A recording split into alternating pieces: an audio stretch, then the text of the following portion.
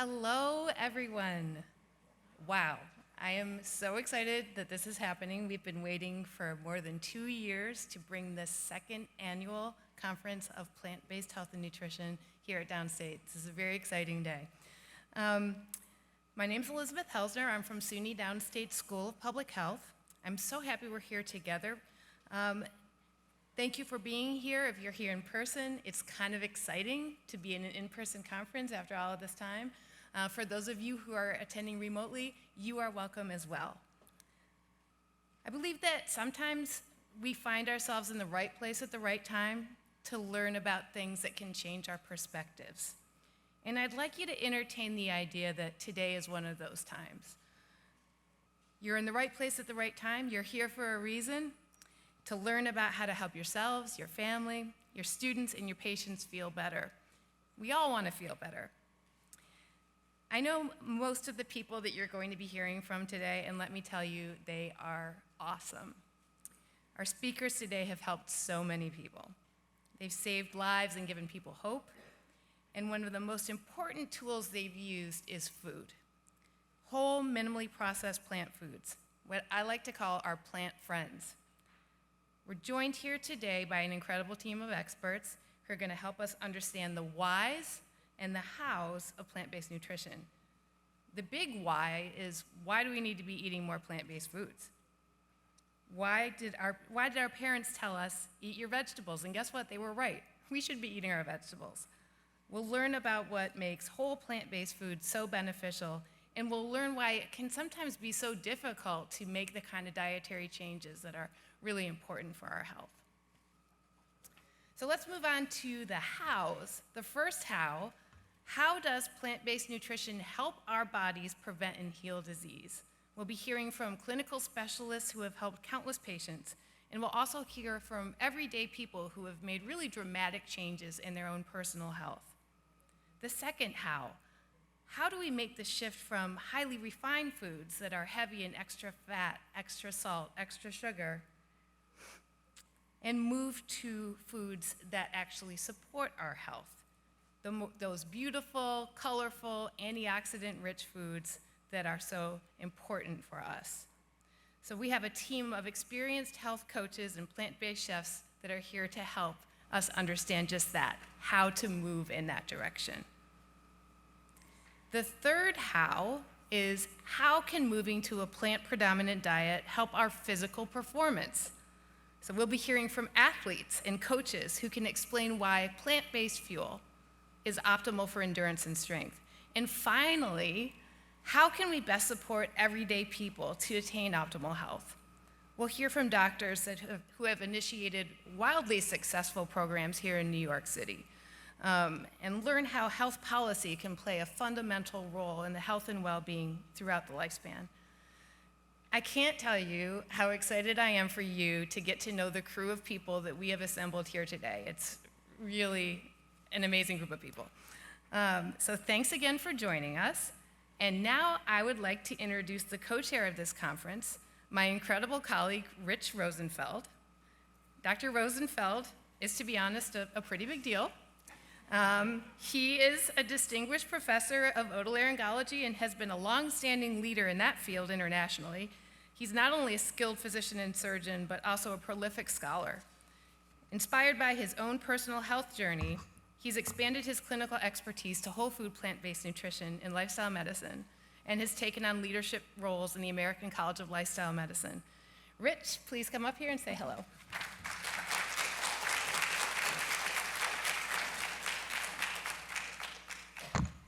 That's very kind of you, Beth Helzner, but nobody said great things about Beth Helzner. Beth is a force to be reckoned with. And, I've done a lot of leadership things in my life, and what you always need is a partner. And I could not think of a better partner than Beth. She's just been incredible, just her meticulous attention to detail. And we're here today, but organizing this event was a nightmare, given the COVID restrictions and other uncertainties. So, kudos to Beth, her team, the program committee who helped us put this together, all the volunteers who are helping. You know, it takes a village, and there really is a village behind this. It includes students, it includes people from all the different schools and walks of life. So, you know, congratulations, and congratulations to you for figuring out where Downstate is. That's the first accomplishment. So you're here in Brooklyn, and for having an interest in this. This is the future. It's the present too, but it's clearly the future.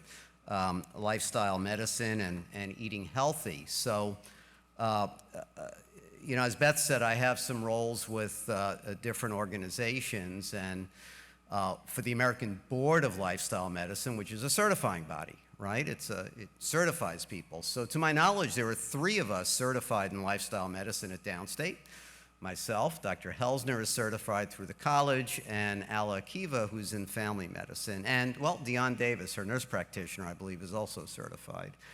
But we just started certifying in 2017. So it's only been almost 5 years. As of January, there were 1,850 physicians certified in lifestyle medicine in the US. There were just about another 1,400 internationally, in 72 countries, where they get board certified in 7 different languages. And we all work together in this effort. American College of Lifestyle Medicine came to be in 2004 with a small group of folks. In the past 7-8 years, under the leadership of Susan Benegas, it's grown incredibly. 8,500 members in the American College of Lifestyle Medicine. They have a health systems council where big groups like Kaiser's and others engage with them. There's over 50 members of that now. And there's something called Lifestyle Medicine Residency Curriculum, which is in place now in over 80 residency programs in the US at more than 50 schools, and is growing fast.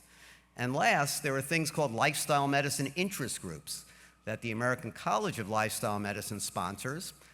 I believe the only one in New York, there might be one other, is at Downstate, where we started one about 2 years ago, but now a little over 50 medical schools in the US have these groups. So you're the movement, it's growing fast, and it's exciting to be part of it. So I don't want to take up too much time, but just share my enthusiasm about this field.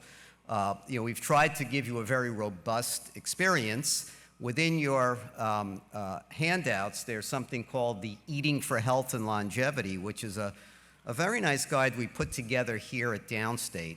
You know, Downstate, we've really tried to stay on the cusp of this, and we have a committee on plant-based health and nutrition formed about 4 years ago, and we've had the honor of working with Rachel Atchison in the front row, who was previously with the borough president's office. Eric Adams now is the senior assistant to the mayor. Adams, and with the Public Health School and others. So the committee's been very active. We did develop this, this guide. We also have the Lifestyle Medicine Interest Group with the students. We have a medical student group called DINE, D-I-N-E. What a clever name, right? The Downstate Initiative for Nutritional Empowerment, run by the students. And DINE and the Lifestyle Group put in, last year, we installed a community garden right outside, where we were a little late for the crops last year, but this year they're on schedule. They're planting in these 6 massive beds, you know, all sorts of great fruits and vegetables to be used by the schools and the community to educate in healthy eating. So we've had a lot going on that we're proud of, and we're thrilled to share it with you. And with that, I will conclude, and again, welcome. Thank you for being here. We have about 200 people, maybe a little more, registered at this time for the conference, but about half of them are virtual somewhere behind that cute little Zoom screen that has their name on it somewhere, but they're with us in spirit. So for those of you Zooming in, welcome. We're happy to have you as well, and we'll do our best to include your chat comments and respond to them. So Beth, do you want to introduce our next speaker? All right, thank you.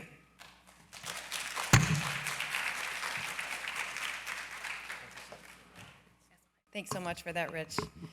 And now, standing in for Downstate Health Sciences University President Wayne Riley, I would like to introduce Downstate Senior Vice President and faculty in our School of Public Health as well, Dr. Kedren Gwynn. who's joining us via Zoom.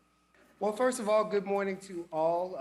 It is my honor and privilege to stand in for President Riley, who couldn't be here, but certainly wanted to be here for this momentous occasion. This is something that Downstate has been doing for 150 years, not just plant-based medicine, obviously, or plant-based initiatives, but literally taking the reins and just changing how medicine works, changing how things work in medicine. So we are excited that this program has continued to flourish. Kudos to both Drs. Helzner and Rosenfeld for taking the reins and literally moving this forward. COVID did certainly pause us for just a moment, but not really. It didn't stop us. So we are excited that this has continued. I guess I will fess up now and tell Dr. Rosenfeld that the crop did, it actually did produce a lot of vegetables, but I happened to come in and snip it all and take it home with me. So all the best for this year. So sorry about that, Dr. Rosenfeld. I stole it. So it'll be back this year for everybody to have a nice harvest. The thing that we are really excited about is that we are going to continue this. This is the second annual, but this is certainly not the last. It's we should be right at our fourth annual. But we are certainly looking forward to third, fourth, fifth, so on and so forth, that will extend beyond all of our lifetimes at Downstate and all of us who are joining from wherever you are. We are excited about the various speakers that you will learn so much from. Dr. Batiste. We are excited about all of the other experts in nutrition who are going to just teach us all so much. Take that cookie away from me that I had yesterday and not make me feel so bad about it. So we're all excited about that. I also have the honor and privilege of introducing, sort of one of our keynotes. I shouldn't call him keynote, but one of our keynotes. We met him, Dr. Riley and I, President Riley and I, met him as borough president, but now he's the mayor of the city, of all of the city of New York, and we are excited to have him present with us.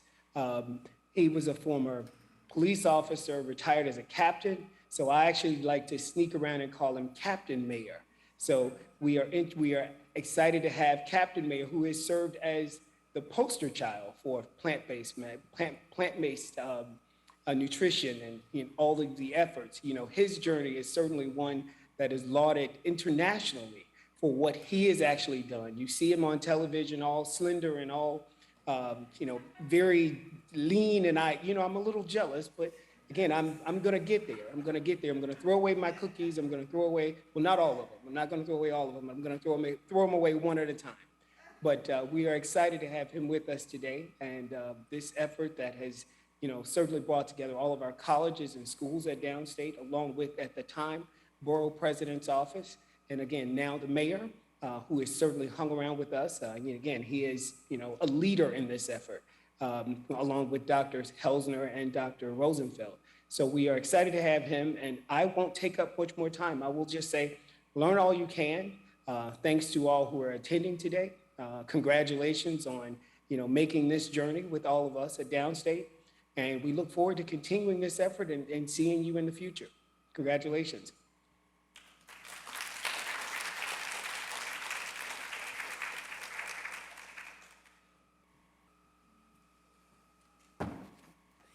And now we have a video message from Mayor Eric Adams.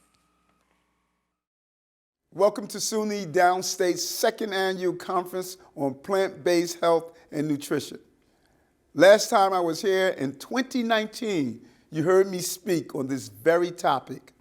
The world has changed so much since then, but the energy and momentum around plant-based nutrition and lifestyle medicine has only grown stronger. And now, through our New York City health and hospital system, we are creating lifestyle medicine programs in every borough. This is big stuff. This is the largest expansion of lifestyle medicine programming at any public hospital system in the United States. New York City is leading by example. I know personally how a plant-based diet can change lives. It reversed my own type 2 diabetes. But I had to get the information I needed from the doctors across the country. We want that knowledge to be available right here in New York City. We want every mom and dad, every brother and sister who walks into a clinic to be able to take charge of their own health journey.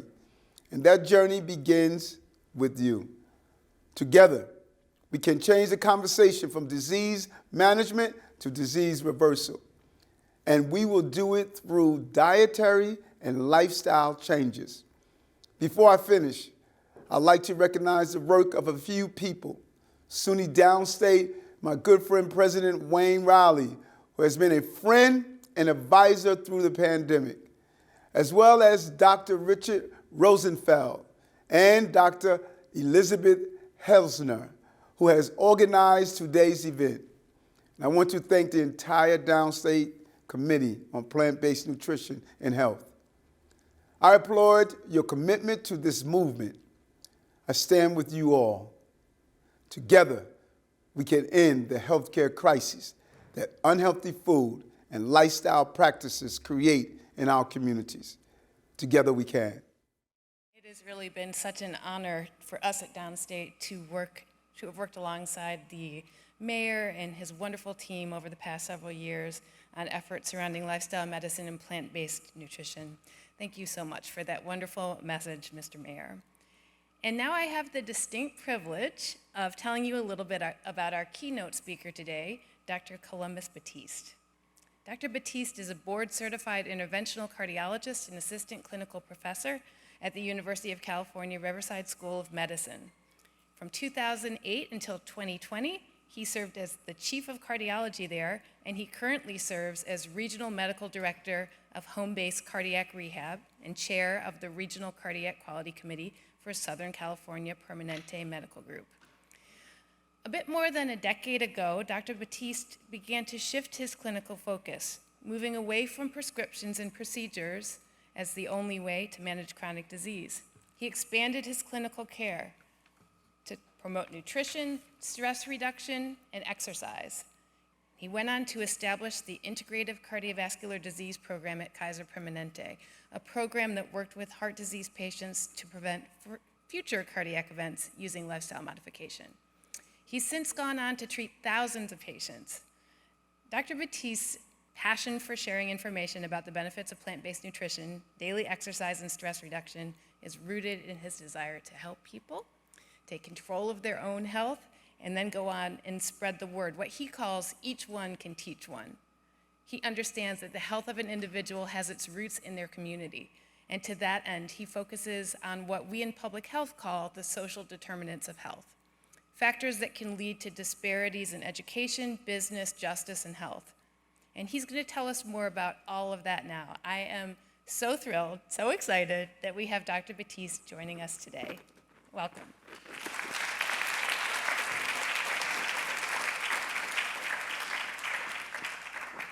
Well, good morning.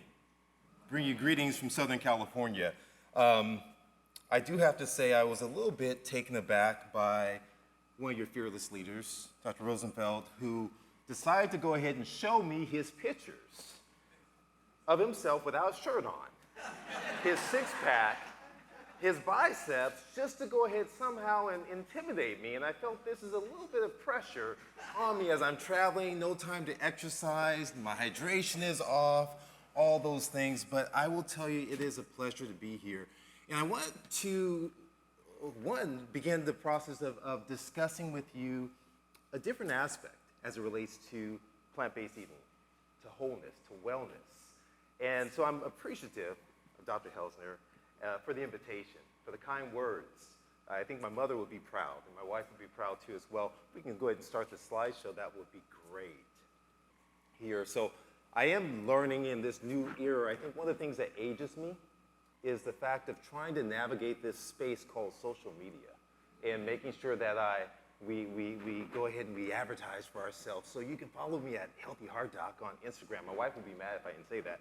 But I do have to say this as I get started, and I will get into this, is that I've had the great privilege and honor of partnering with a woman for the past 24 years this past May 3rd. And so, yes, she actually continually sacrifices to allow me to do what is my passion. and that's evolved. And so a bit about me is I didn't stumble on this. This is something I felt forced into. It wasn't something I set out to do when I started out as a cardiologist. My goal was to perform procedures, period. Put stents in, develop procedures and structures for structural heart disease, not to speak about plants at all. But I felt impassioned that I had to after watching my dad pass away in front of my eyes. I was planning a trip to my brother-in-law's wedding and went by my dad's house, who was suffering from the very thing that Eric Adams mentioned, diabetes.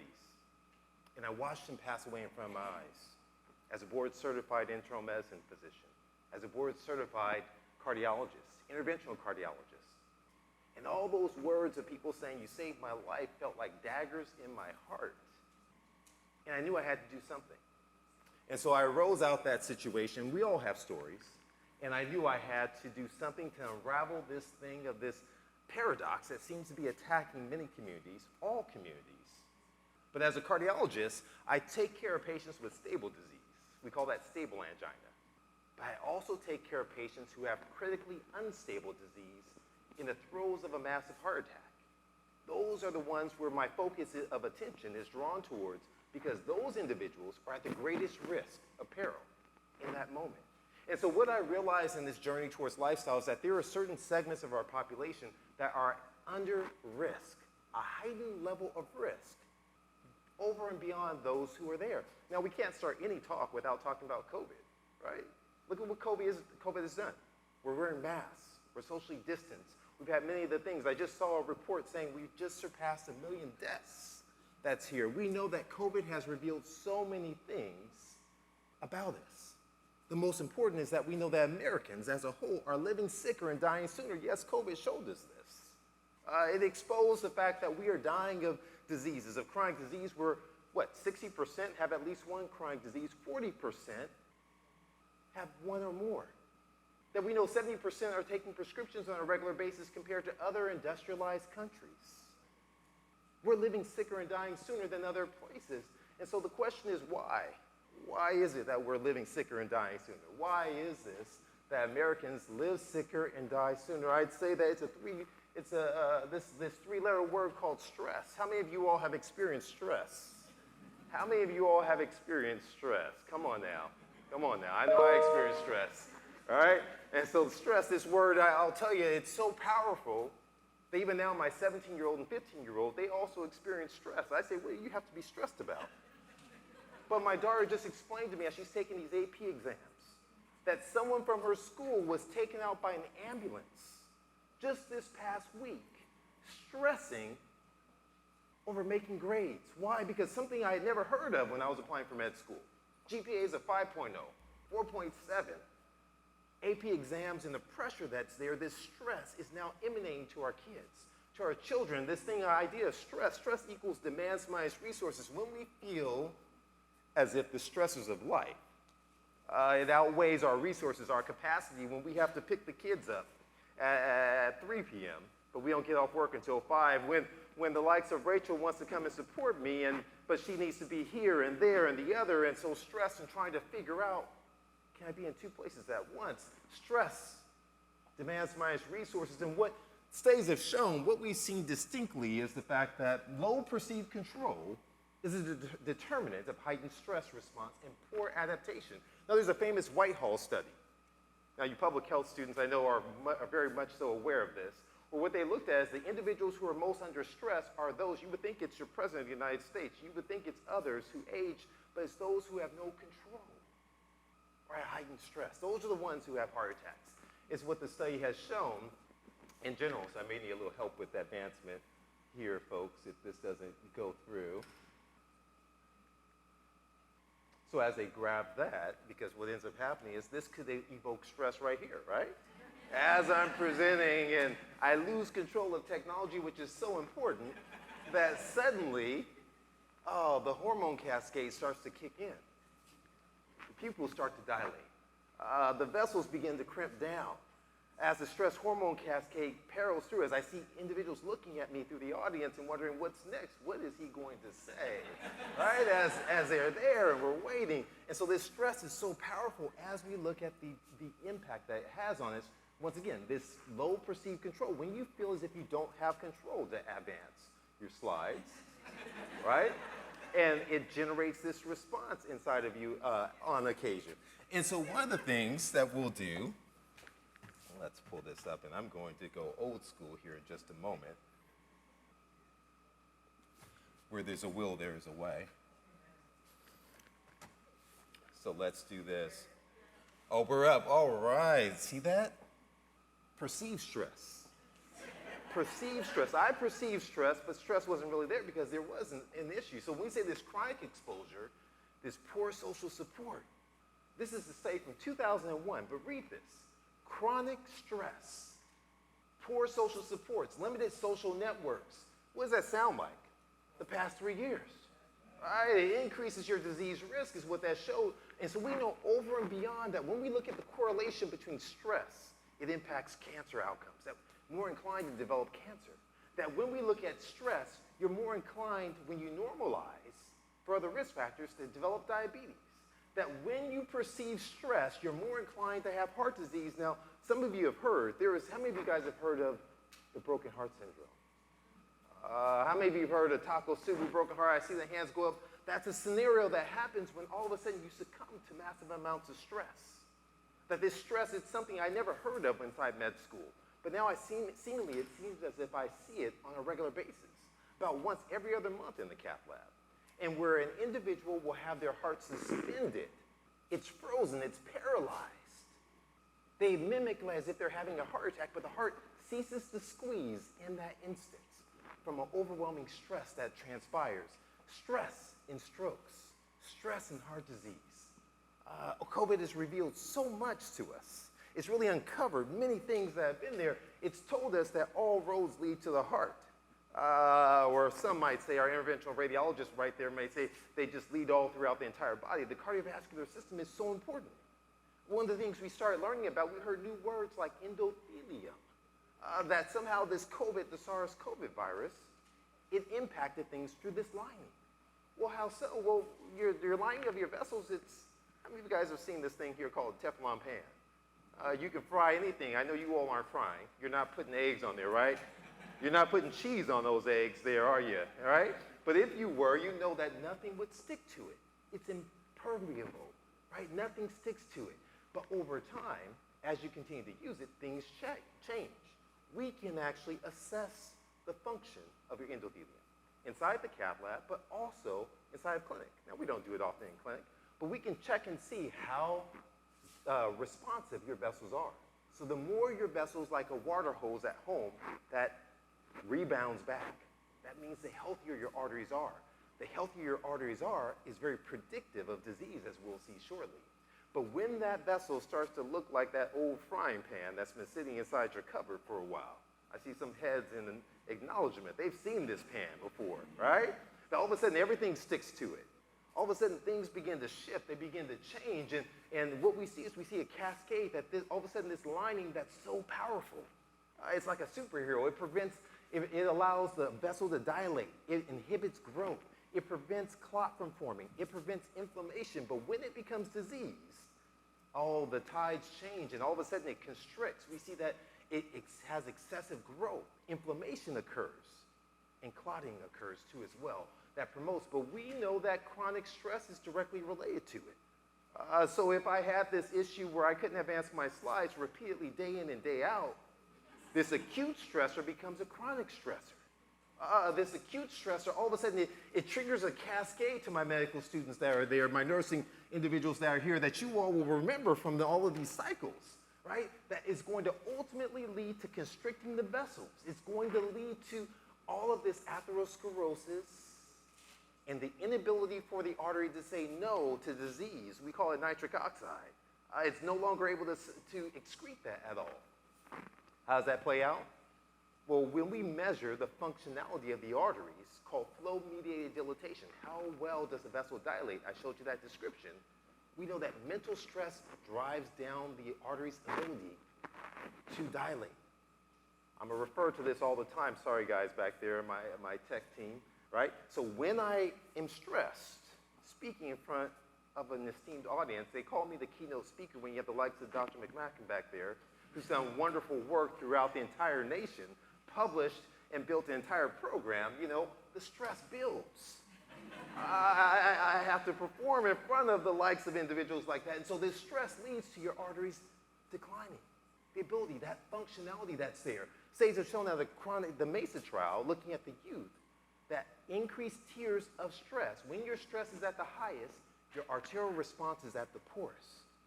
It's reflective. Stress plays a role in stress throughout all of the body. Isn't that right, sir?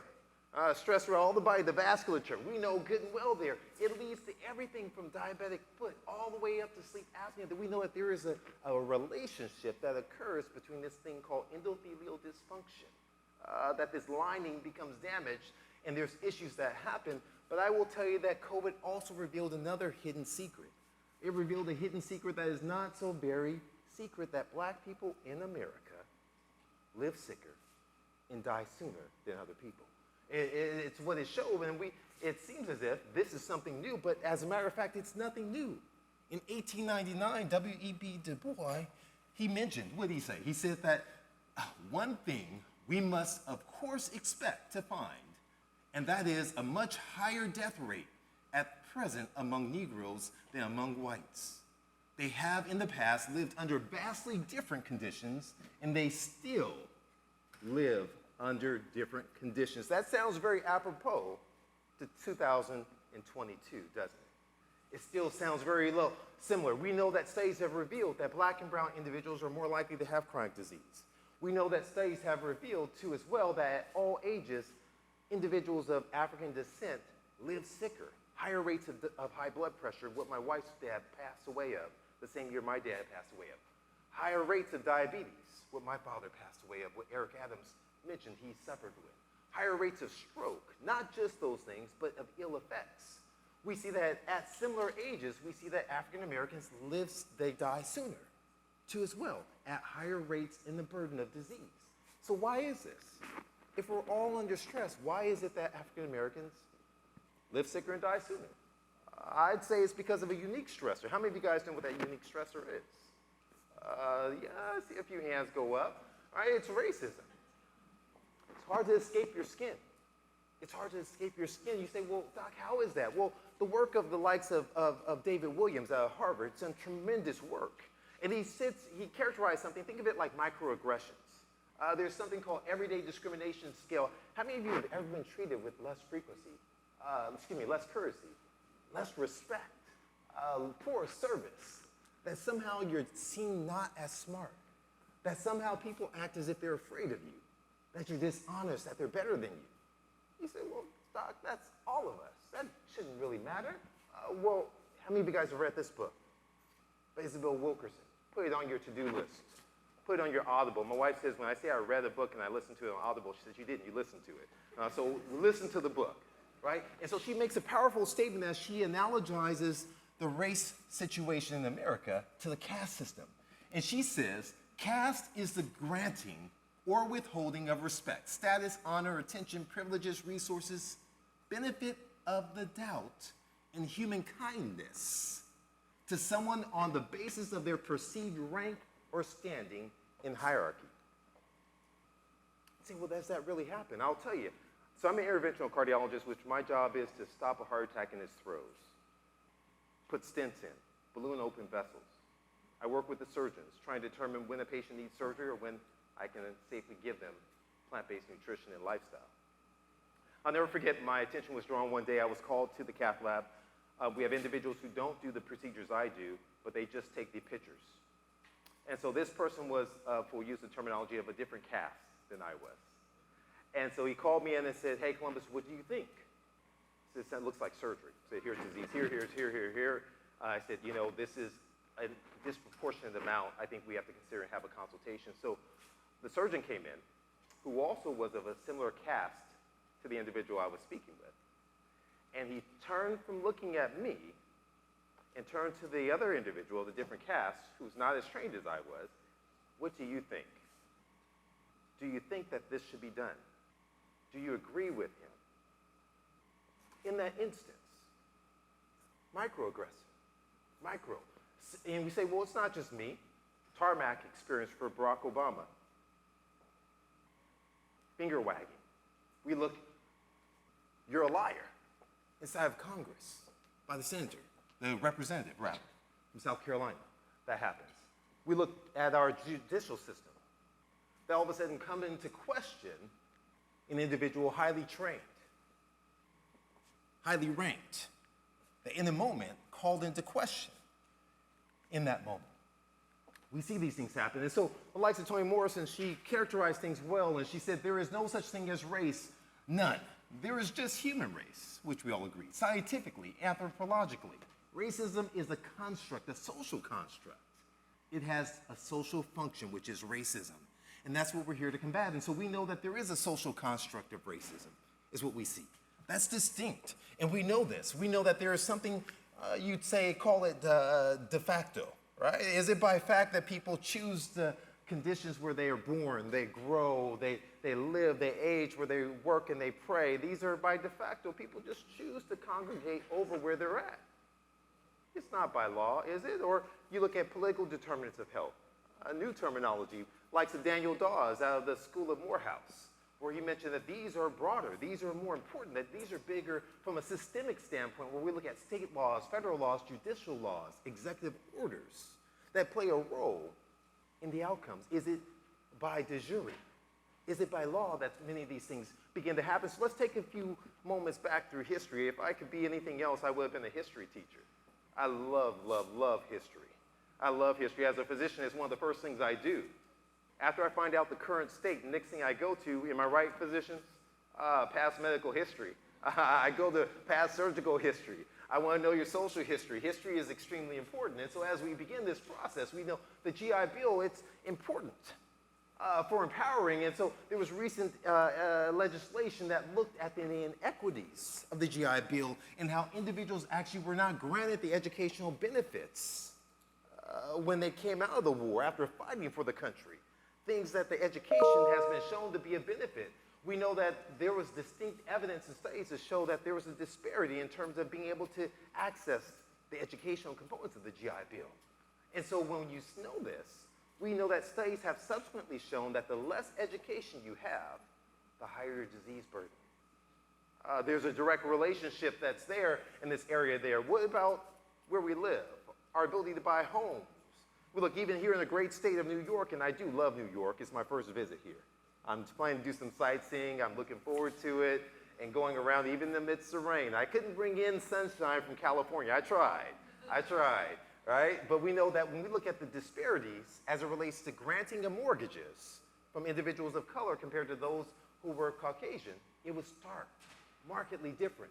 That the wonderful book written by Richard Rothstein out of Brown University spoke about redlining. I had a colleague who said, he started giggling to me and said, Columbus, I had never heard of this thing called redlining. I just learned about it. I said, Eric, it doesn't really matter. One of my other interventionists, I said, I probably learned about it about 10 years ago, unfortunately, as sad to say, in great detail. And this restriction of areas in which an individual can live, that the territories were earmarked out and not allowing individuals to buy homes in particular areas.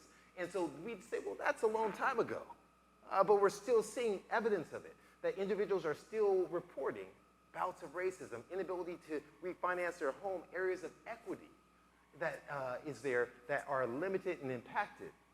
We see these in the areas in which the federal government has gone and they have acquired land in order to build transportation systems that are there, highways and railways and things of that nature, which has destroyed communities.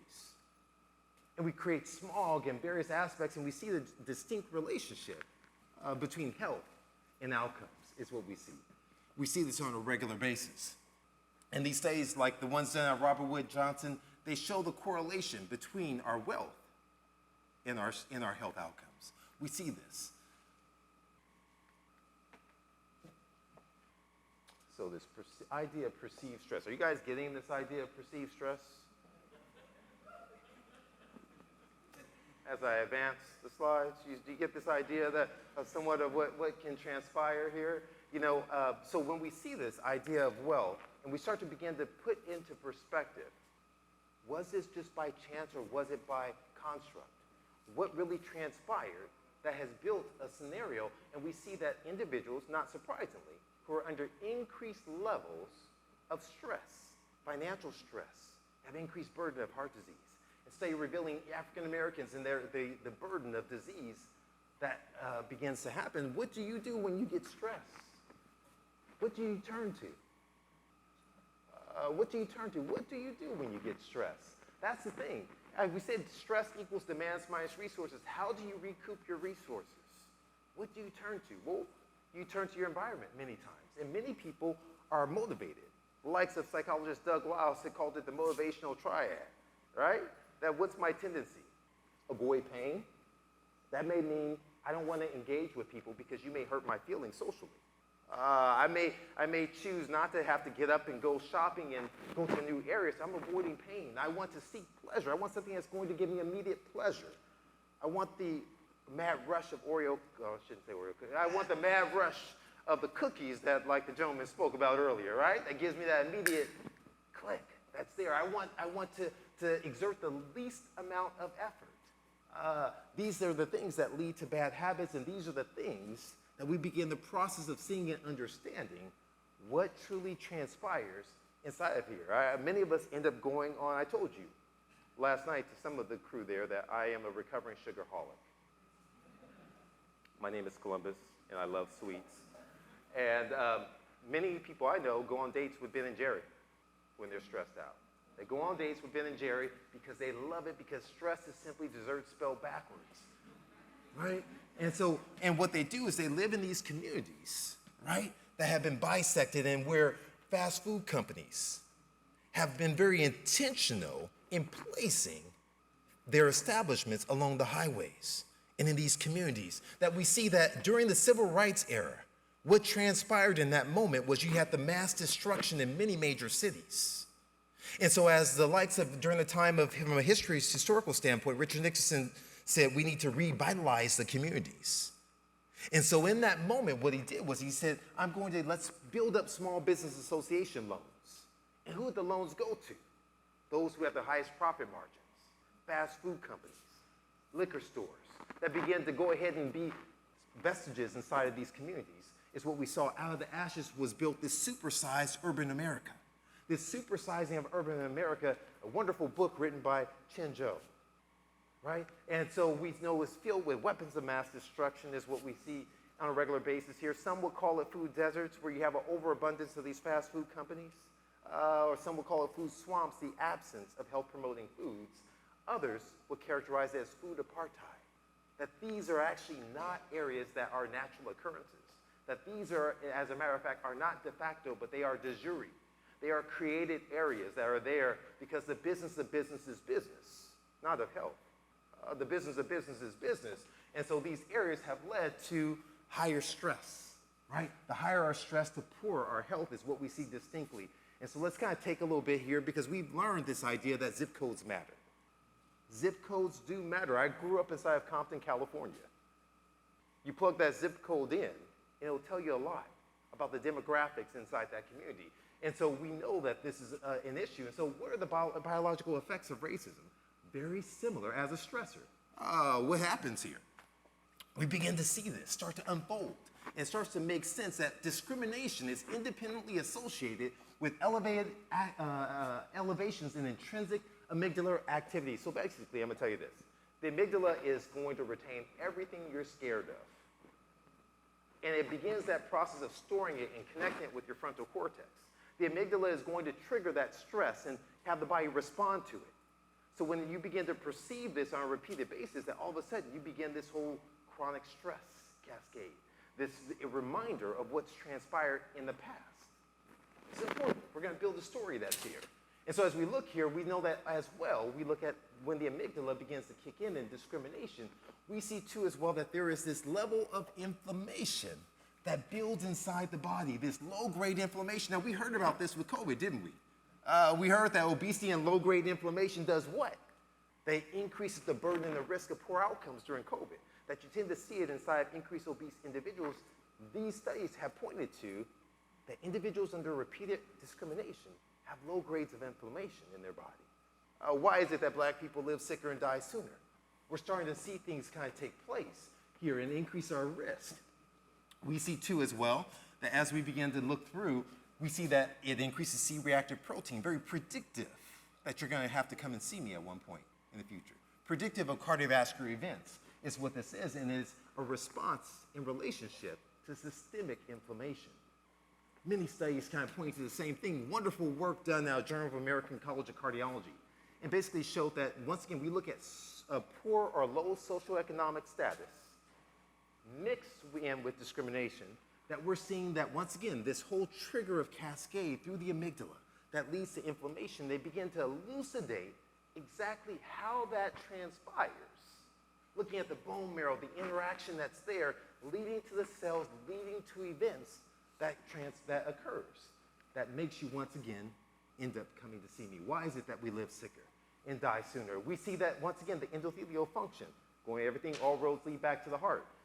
That when we look at the endothelial function, that we see, once again, that there is a burden and a risk to socioeconomic status, that we see that there is a relationship to impaired vasodilatation or the vessel health in general. We see your platelets are more reactive. We're seeing all these things transpire. We see, too, as well, on top of the platelets reacting, we see that there is an increased risk that there is disruption of the small layers. I'm going to pause for a moment. I want to tell you one thing real quick. How many of you think that most heart attacks happen from areas of blockage, 70, 80, 90%? Raise your hands. Make sense? No? I mean, sometimes I ask obvious questions, guys. Hands up. How many of you think that they happen from areas that are 10, 20, 30, 40%? A few hands up.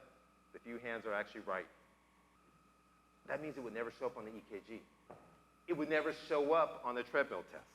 That means in the cath lab, I would never even think to do anything about it. Now, these areas are like kids who have little small bumps that are there that get inflamed and erupt. And we've seen this during the teenage years, right? Those pimples that explode, that's like the lining of your vessels. These are the areas that become disruptive, and so when they're unstable, they can explode and lead to a cascade that shuts down the vessels inside the delivering blood flow to the heart muscles.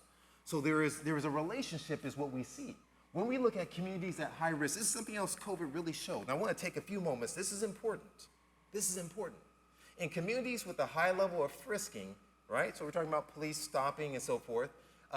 We found increased levels of PTSD, nervousness, and mental stress, not only by those touched directly by the law system, but also others within the community. I want to pause. I have a son who's 15 years old. He is 6 feet 2 inches. Yes, he is my son. Don't look at me that way. All right?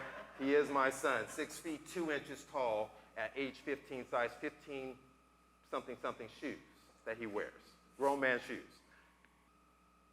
When everything unfolded during 2020, my son showed fear. If I exceeded the speed limit of over 70 miles an hour, I said, Dad, what are you doing? Do you want to get stopped? Do you want something bad to happen? He began to look at a level of fear inside this child, inside of a grown man's body. And so I want you to understand that there's a domino effect, and you see this chronic layered stress that begins at a young age and builds throughout a lifetime of experiences. And we wonder, and we ask the question once again, why is it that certain segments of the population live sicker and die sooner than others? We see that this is manifest in terms of nutrition. And I want to tell you, I applaud those. I applaud the work of Mayor Adams. I applaud the work of those who are bringing attention to the role of nutrition in disparities, nutrition in disease, and how we need to address this issue, because we know that nutritional stress, pause for a moment, nutritional stress is not just eating bad food. Nutritional stress is the absence of health-promoting foods. Get that now for a moment. Nutritional stress is obviously eating disease-forming foods, but nutritional stress is also not having access to health-promoting foods, not eating health-promoting foods. It's a combined approach. We live so much inside of factions. We talk about, oh, I'm whole food plant-based. Oh, I'm plant-based. Oh, I'm vegan. I'm vegetarian. I'm gluten-free. I'm pescatarian. I'm this. I'm that. I'll tell you what it boils down to many times. Everyone is living off the standard American diet, calling it whatever they want.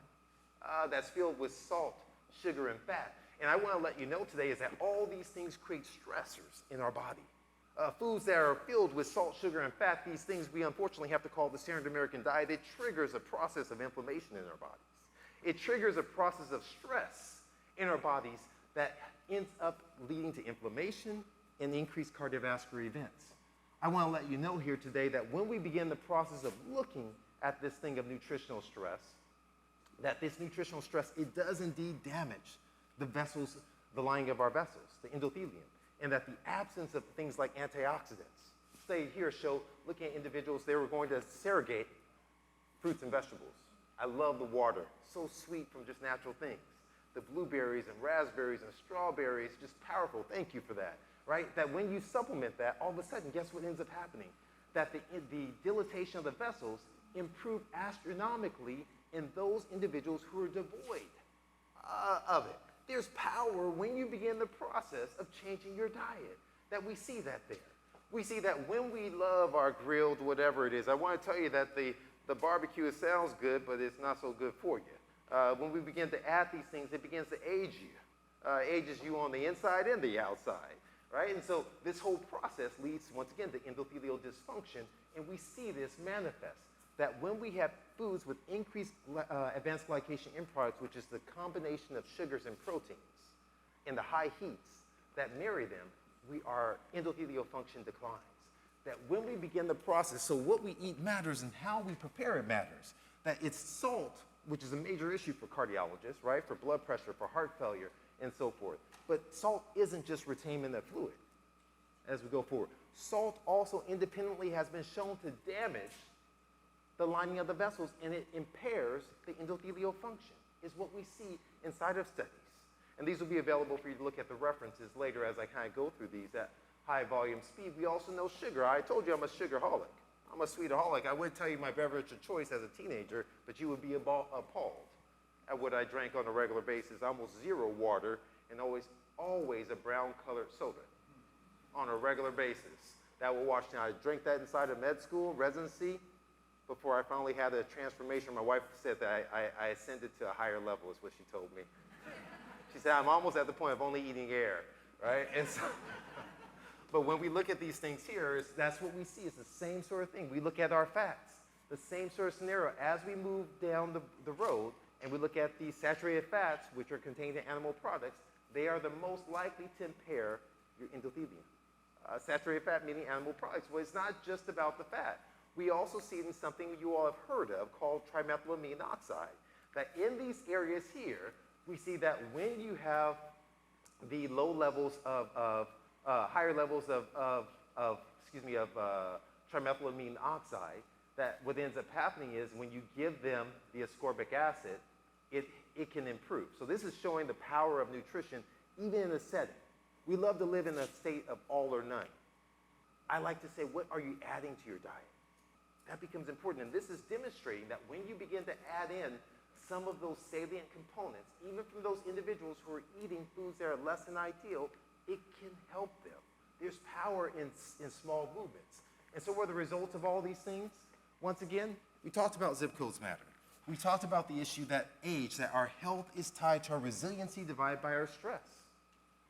As a result, we see individuals who suffer with these experiences of racism increased risk of developing breast cancer. That individuals who suffer with perceived racism, right, increased risk of blockages in their carotid arteries leading to strokes. Individuals who suffer with perceived racism, we see as well, as we move forward, same thing, coronary artery calcification. In general, we're seeing, once again, this magnitude of disease processes. More diabetes, more blood pressure issues, more issues in terms of heart disease, more issues in terms of cancer as a whole is what we're seeing. Not only that, we're also seeing that our disability, our health span is dropping. Right, we talk about I want to live a long, lengthy period of time, but how well are you living long? There was just someone my wife brought to my attention on social media at the age of 56 who was found dead, passed away in his home. Just the fact that we're living sick or dying sooner, but also that having significant issues that impact your health at a young age, it impacts your ability to gain finances, to mentor your kids, to be a part of the community. These things are extremely important. That we see that in general, it can shorten your epigenes. your longevity, what you pass along, it can transform it when you succumb to the issues of discrimination. That's been a whole lot of bad stuff there, I told you. My wife always says, you know what, you talk about the bad stuff way too much. So why don't you flip the script a little bit? And so I look at things from a standpoint of wonderment. And wonderment is seeing the unfamiliar in the familiar. You all know what I mean. I know this is a little bit, I can't really talk about this, but I'm going to anyway because I loved it as a kid growing up. There was a show once upon a time called The Cosby Show. And it was like my favorite show as a kid growing up in high school. And I used to look at it from the eyes of the kids. As I got older, I started looking at it from the perspective of the parents. I started watching the shows from a different lens, a different perspective. And so when we begin the process of engaging in wonderment, seeing the unfamiliar in the familiar, all of a sudden we have the ability as healthcare providers to go up the river and figure out why people are falling in as opposed to just doing the same thing over and over, expecting a different outcome. We begin to be impassioned to make changes inside of our community, changes inside of our practice in order to build things. And we begin to look at perspectives from a different angle and realize that maybe it's 4, maybe it's 3. It's how you look at it. Let's change how we look at some of this data. Let's change and see what we're able to do. And as we begin this process, we can begin to focus on resiliency that may be present in many of these communities at risk. That there is a rose that's there in the midst of the storm, that's in the midst of this concrete jungle that many of us live in. And so as we begin to do that, one of the things that we realize, and go back here for just a moment, is that while these inequities have indeed taken and continue to take a devastating toll, there is also a wide heterogeneity in outcomes, suggesting the existence of substantial individual and collective resilience amongst African Americans. I want to end today by focusing on resiliency. That's what we have to build on, the resiliency in the efforts you all are doing. And when we begin to do that, here's an interesting fact. We talked about African Americans are more likely to die and have heart disease.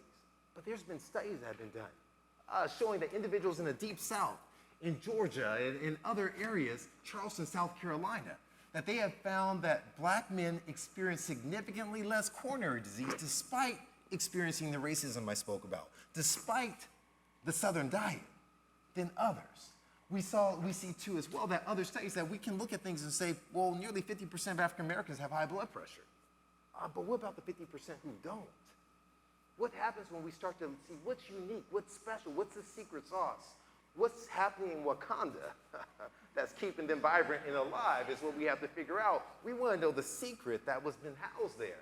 When we look at other studies, in a powerful study from New England Journal of Medicine, it says that even though our studies found that African Americans with 2 copies of the high-risk APOL1 variants were at high risk for kidney disease progression, about 40% of the African Americans from the asked study who also carried the high-risk variants had not progressed to kidney disease. What about the 40%? Let's focus on the 40%. What's special, unique that's going on there? As we begin this, we see this over and over, that when the Dallas Heart Study began to look, they found what? They found that individuals in the African American community, despite obesity, diabetes, and others, had a special genetic variant that led us to develop this really expensive disease that people could probably treat by using nutrition, all right? This PCSK9, and they found they were more common in African Americans, which protected them from disease. What's special? What's happening that's occurring there? Wonderful study happening out of Atlanta by the likes of Herman Taylor, who's leading this study along with Tanae Lewis. And they're looking at what is the impact of resiliency in the community? How can we build community resilience to empower, and what effects does this have on cardiovascular outcomes? And it's so interesting what they're starting to find. They're finding that, guess what? They said, we're going to normalize everything. Let's look at Atlanta. It's pretty disparate. You have a large amount of we're going to break the mold that African Americans, Hispanics, and others are a monolith. That we are different. Some are from Jamaica, from the West Indies. Some are affluent. Some are less affluent. Some are educated. Some are less educated. That you're going to have a wide variety. We're not a monolith. We're a heterogeneous segment of the population. But they said, let's look and let's break and normalize everything down by income, by college graduates, all these things, and we're going to look at outcomes for mortality, ER visits, et cetera. And what's so interesting is they start doing this. They found that individuals who engage with neighbors, as well as the cohesion that they felt, that means that they were comfortable in their own skin, that all of a sudden they seemed to do better, that they had less burden of arterial stiffness, that there was power that was there, that those who had a purpose in life, they too as well seemed to do better, that there's power that's here. They did not cross that line, and so they begin to show this benefit. There's power that's there in terms of it. When we begin to dig closer, we look inside of studies done like the Regard study. And what the Regard study shows that when you begin to move away from eating some of the Southern-style diet, the sugar-sweetened beverages, the high animal products, that all of a sudden, guess what? Your disease burden dropped, that your survival improved, that your sudden cardiac death rate was low, you had more death inside those who ate the Southern style versus those who ate more of a plant-rich, plant-predominant diet that we see there. That same thing has been shown in general as it relates to heart failure. We know that the same thing in general has been shown, once again, the risk of sudden death. We see these things play out more and more on a regular basis. We see that the endothelium begins to improve. That when you begin to move patients towards eating a plant-rich diet, this special lining that's damaged by so many factors can improve. There's power in our choice, power in the options, that when we do this, I told you about the AF study, and showing that 40% didn't progress the disease.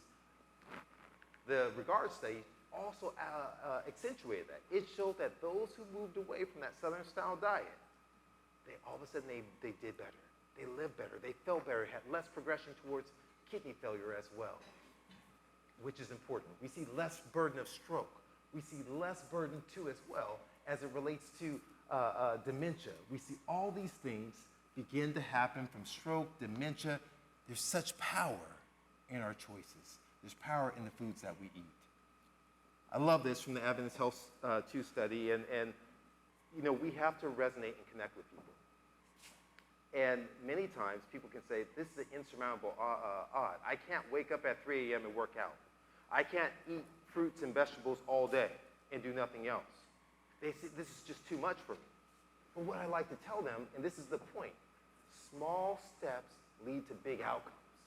That when you begin the process of moving from eating any and everything towards a plant-predominant diet, guess what ends up happening? The weight begins to slowly drop off.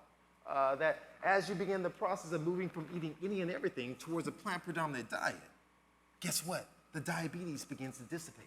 That as you begin the process of moving from eating any and everything towards a plant-predominant diet, very similarly, and you avoid the burden of stress that's perceived from clicking your device here, you'll see blood pressure begin to improve. You'll begin to see all these things happen.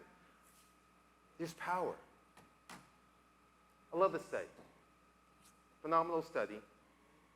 We all had you heard me give my Wakanda reference earlier. We know about the likes of what transpired with Chadwick Boseman, the early detection for colon cancer, or the death from colon cancer. And so this wonderful study out of Pittsburgh, which showed that swapping the dietary intake from individuals of African descent living in Pittsburgh with those living inside of South Africa, they showed an immediate beginning process of turning on and turning off the precancerous cells. There's power in a short duration of time by the choices that we make and what we expose individuals to. But here's the thing, that in our youth, right, that youth who are the supportive family, you know, like what they showed in this Mecca trial, that all of a sudden that they're exposed, despite their exposure to high levels of racial discrimination, they did not forecast greater epigenetic aging. That when there's support, when there's cohesion, when there's a purpose in life, this resiliency that you all are building here at Downstate, this area that's extending into the community, that it's power for our youth, for the next generation. And that's what I want to leave you with. It's important. The nutrition is key, but everything else that surrounds it is equally as important inside this process. What's so wonderful about the SNAP, and I had to do some reading up on the team here in New York, and I love the work that's being done. It's powerful, powerful. to impact our community, the next generation. And so similarly, this study was done a while ago looking at SNAP subsidies. That when you begin to substitute 30% fruit and vegetable subsidy targeted to low-income SNAP basically recipients, on the population-wide 10% price reduction in fruits and vegetables in the remaining population could prevent 230,000 deaths by 2030 and reduce the socioeconomic disparities in cardiovascular disease mortality by 6%. Every little bit helps. Every little effort helps. Your vote helps. The actions help of what transpires there. There's power, and I think it's so similar as we build all this together of the blue zones, the most long-lived individuals across the world. It's about love, not hate. It's about embracing others as much as possible, that when you begin the process of acknowledging the importance of family, and that family could be your community, and having intimate relationships, that when you begin the process of not smoking, including vaping, including some of the other stuff that's plant-based, right? That when you begin to move more than you sit, right? That when you begin to engage socially, when you begin to consume legumes, despite what some cardiothoracic surgeons out there say inside of YouTube and social media, that when you consume beans and legumes, that there's power that's here. When you empower women, when you get out in the sunshine, when you engage in your community gardens, there's power. This is the stuff that longevity is made of. This is the stuff that's powerful, that is life-changing. That's what we're starting to see take hold and manifest. That's there. I want to propose to you that we can also create black and urban blue zones. I want to tell you that we can create it. We can. The power is with us to do so, each and every one of us. And as we do it, it's important. I'll tell you, I didn't come up with this alone. I'm going to tell you this right now. So when we see this, we know that once you get African Americans to reach an age close to 80, that they live as long as everyone else. There is no disparities. You imagine the power that it takes in order for someone to get to that age. My mom is, I can't say what my mom's age is. She'll get mad at me, all right? My mom looks about 70. She's about 16, 17 years older than that, though, right? I'll just play it that way. You can do the math. I'm going to have you all play this in just a moment, okay? Because you can click it and play it. I don't want to mess this up. But this is powerful. I believe there are black blue zones hidden, like little areas of Wakanda, around the United States. I'm just looking to find it. I think we have to go and tap into it. We have to take a standpoint of wonderment and begin to look and explore with a different lens and perspective on how we can transform life, transform health inside these communities. And we will find individuals just like this individual, Dr. Ernest Rogers, 93, who decided to marry, not get his vows renewed, but to marry a male right at age 91. I'll tell you that he went on to live about another additional 10 years from this. Go ahead and click this for me if you don't mind. Ernest taken to the nail. Ernest take you and to be my wedded wife, to be my wedded wife, to have and to hold, to love and to hold.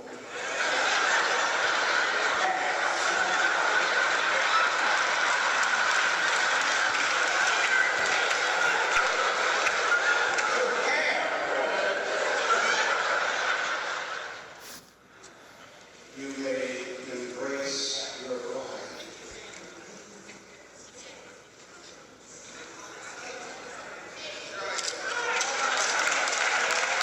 I'm telling you, okay, when I'm 93, I want to be able to embrace my wife.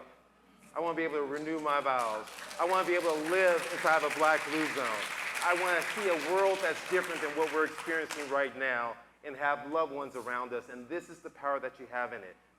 Food is powerful. Food is a right. We have a right to life, liberty, and the pursuit of health. It's powerful that's there. So I want you all to remember that, continue to fight the good fight, and thank you for spending time with me today.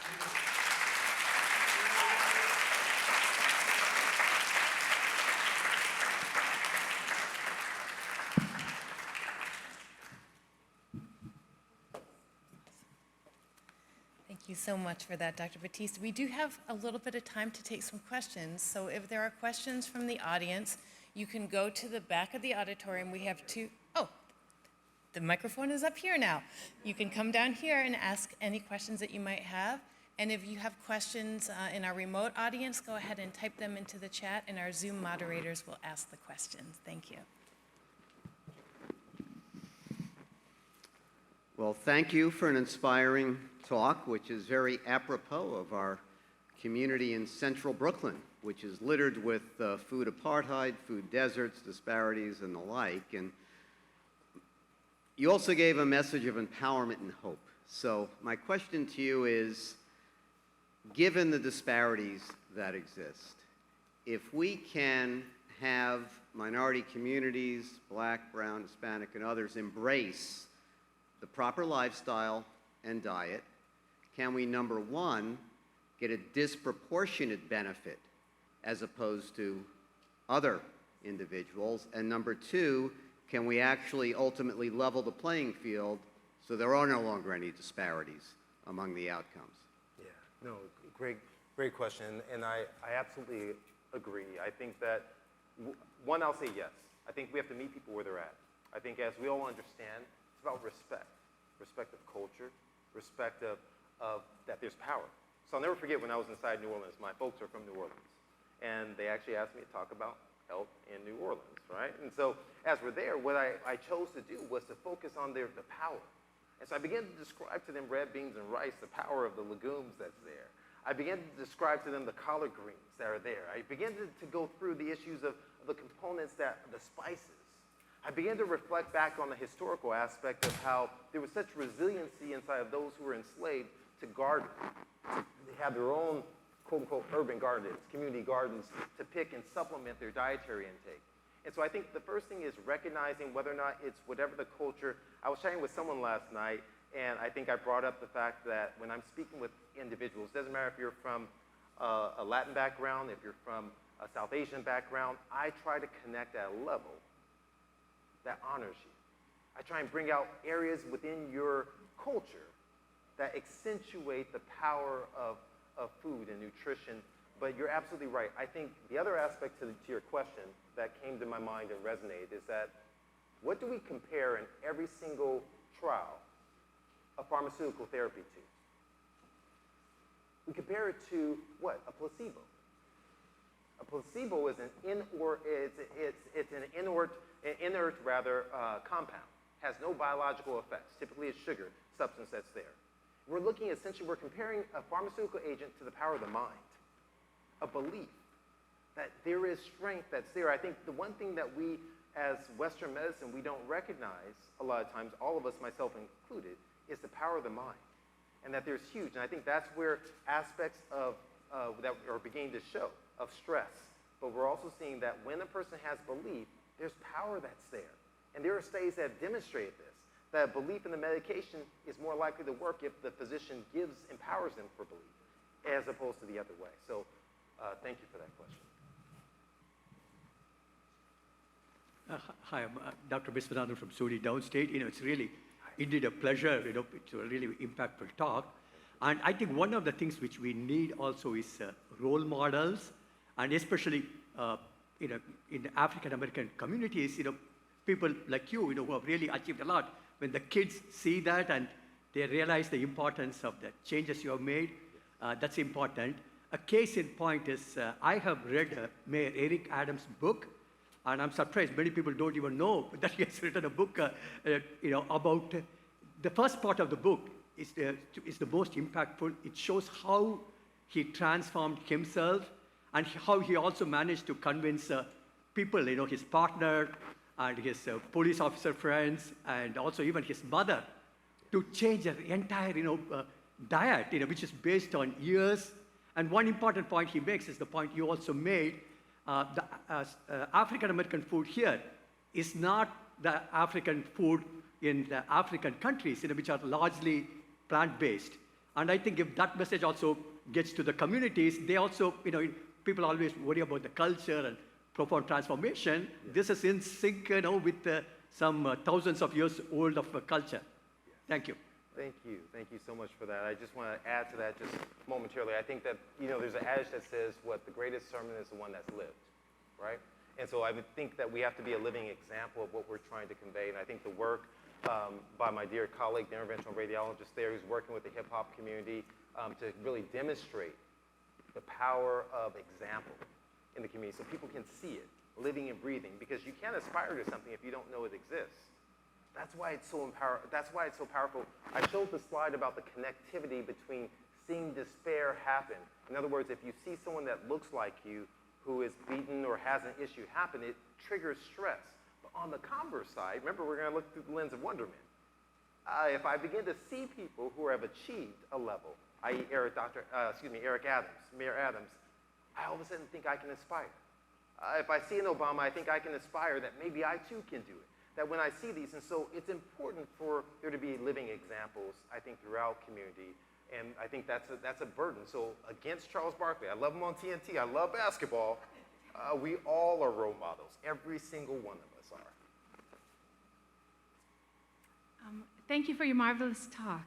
I wanted to recommend the film that's coming out soon called They're Trying to Kill Us, and I don't know if you've seen it, but it really elucidates that food injustice and food apartheid is by design, and it includes Mayor Adams having the last word in the film. I just wanted your comment on the fact that the general population in the United States identifies as vegan. 3% of the general population identifies as vegan, whereas in the African American community, 8% identify as vegan, and just how we can build upon this and really what is our call to action today. Thank you. Wonderful, thank you for that. And that is a wonderful film that's done by John Lewis. And so for those of you who are unfamiliar with it, follow him on social media. I won't call out his social media name. We can get that to you afterwards, or other things. But his site, They're Trying to Kill Us, is a wonderful film. There's other documentaries as well out there, Invisible Vegan, as well as all the other traditional ones of Forks Over Knives and so forth. But sometimes that resonation with people on the cultural level can be powerful. In terms of the call to action, in terms of what we can do, in terms of moving things, the dial forward, I think that we have to persist. I think that we have to be very intentional to the large-scale population. I think our job is to deliver the information that can allow our community to understand just what is out there, right? And so when we look at the fact that African Americans are now 8%, I think it's a vestige of the fact of trying to figure out how I can be healthy on my own. They care about their health. When we look at the issues and the impact of COVID, one of the things that came out is that there's an issue of, they call these essential workers, a new label for it. Well, think about when doctor's offices visits are. 8:30 to 5, 9 to 5, when people have to work. What do we write inside of our charts? Non-compliant. Doesn't show up, missed their appointment. What will we say when someone can't afford the medications as we're pressed for time and we're on our computer and we hand a prescription over and they don't get it filled because they can't afford this particular medication? You haven't forced a relationship. We say they're non-compliant. And so I think what ends up happening is that people begin the process of trying to seek and see what else can they do. And that's why it's important, a gentleman who brought up in terms of example, and Dr. Roosevelt, about being models in the community and having an understanding that there are resources that we can go to, and we have to have a shift inside of our medical system. You all are doing it, the likes and the things that are happening, but there has to be a shift that when we're pressed to see patients in 10 minutes, how can we expect to forge a relationship? And so it becomes important. That's why where this becomes important. That's where nonprofits become important. That's where churches become important, to really empower and enable people working with their providers by still doing what they can do on their own.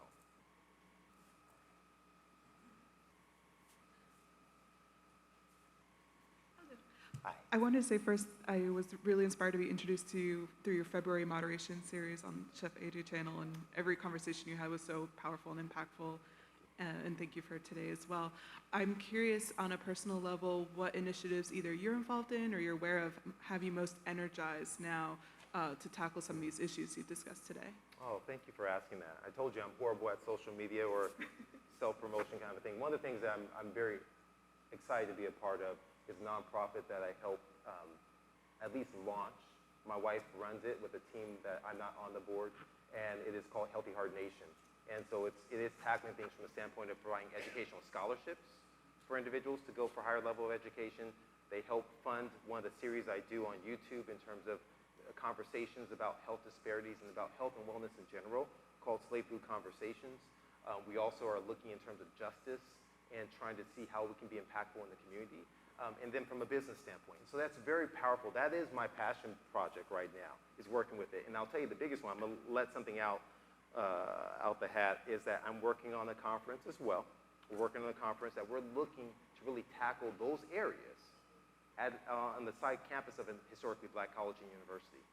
And so that way we can have a model and we have a representation in terms of the power of lifestyle, the power of the interrelationship between the community in there. So that's something right now that really has me going. And then lastly, I'll say is I'm finally stepping foot in the realm of trying to write a book. Not trying, I'm writing a book. I'm in the process of writing a book. Really, it's about the solution. So it's a little bit different. I'm not really talking about the bad stuff. I'm only talking about the good stuff, right? And I'll leave you with a teaser. It's called Selfish. Those of you who haven't heard me talk about selfish. So it's about you getting selfish in order to kind of get to live a life of purpose. It's really what the goal is.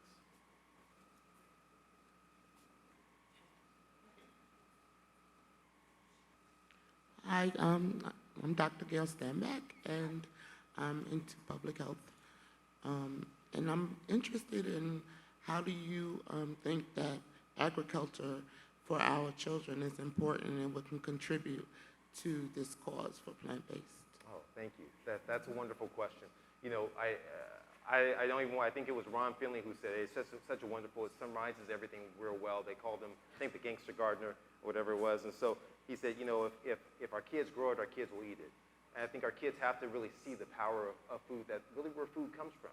They're so used to like strawberry flavored this. But to see, once again, I don't just say this just to say it, but the beauty of those water pitches there with all the fruits inside of it and everything like that, and for kids to really understand that this actually comes from the ground, that you actually can pick it, you can grow it, you can taste it. All of a sudden now they begin the process of making things and doing trials. I think it's so powerful at a base foundational level for kids to understand food and the sourcing of food that's there. So I think it can make huge impacts, and I think it's something that will have a domino effect in their future. Thank you for asking.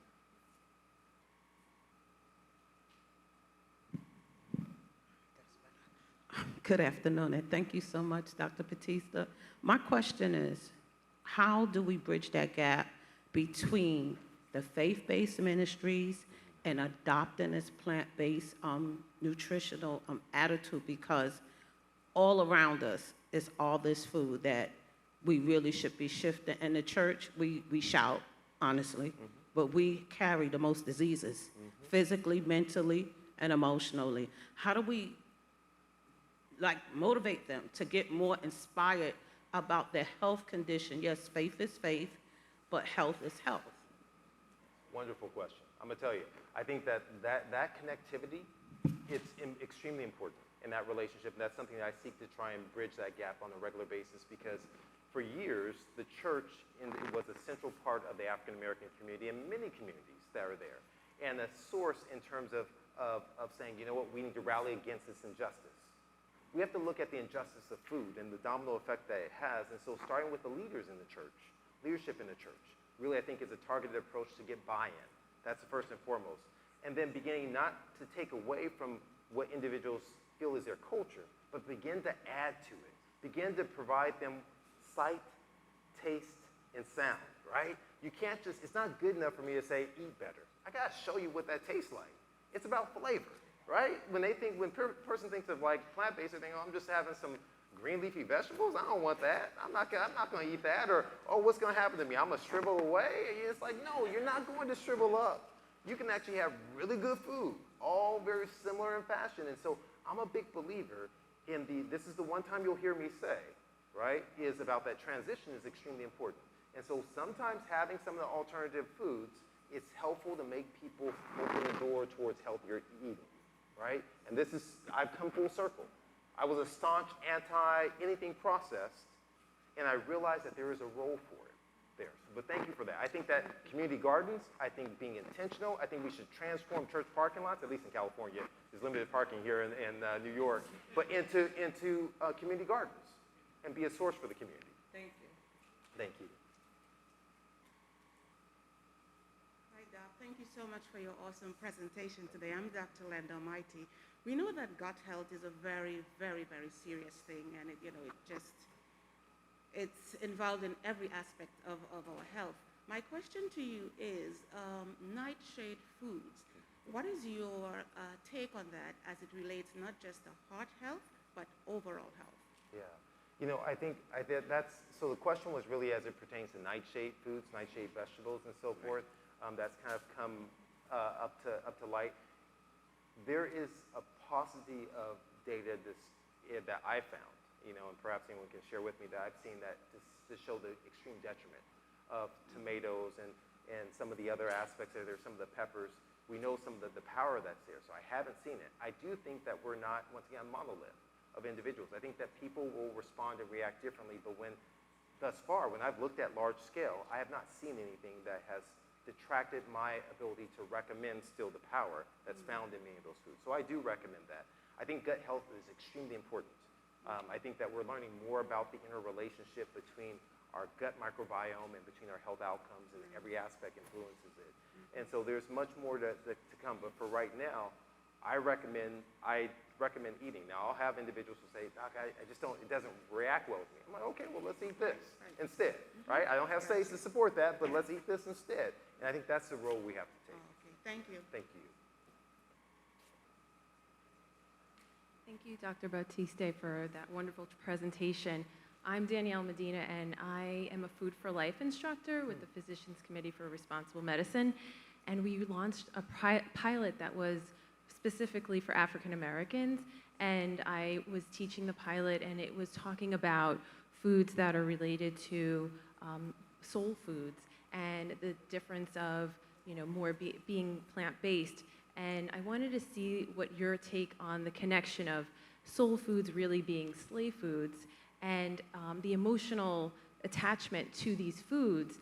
When I'm speaking to my participants, how do you approach that in the emotional need of like remembering these foods in their diets and trying to change more to a plant-based diet? Yeah, that's well, first, thank you for your work that you're doing in terms of spreading information and being targeted. I think it can be a challenge, and I've kind of touched on components of that already. I think that one of the main aspects is, number one, acknowledging the culture. So I tend to speak from a standpoint of, okay, what's good? Love the greens. Can we get, let's get the ham hock out of it. All right, let's get the neck bone out of it. Let's get certain components out of it. Love the red beans. You don't have to actually add meat to it. I never forget one time when I was dating my wife, I made a pot of beans for her. And a whole entire spread. Yes, I can cook, okay? No culinary training, just, it was by de facto. I come from a long family of cookers and so forth.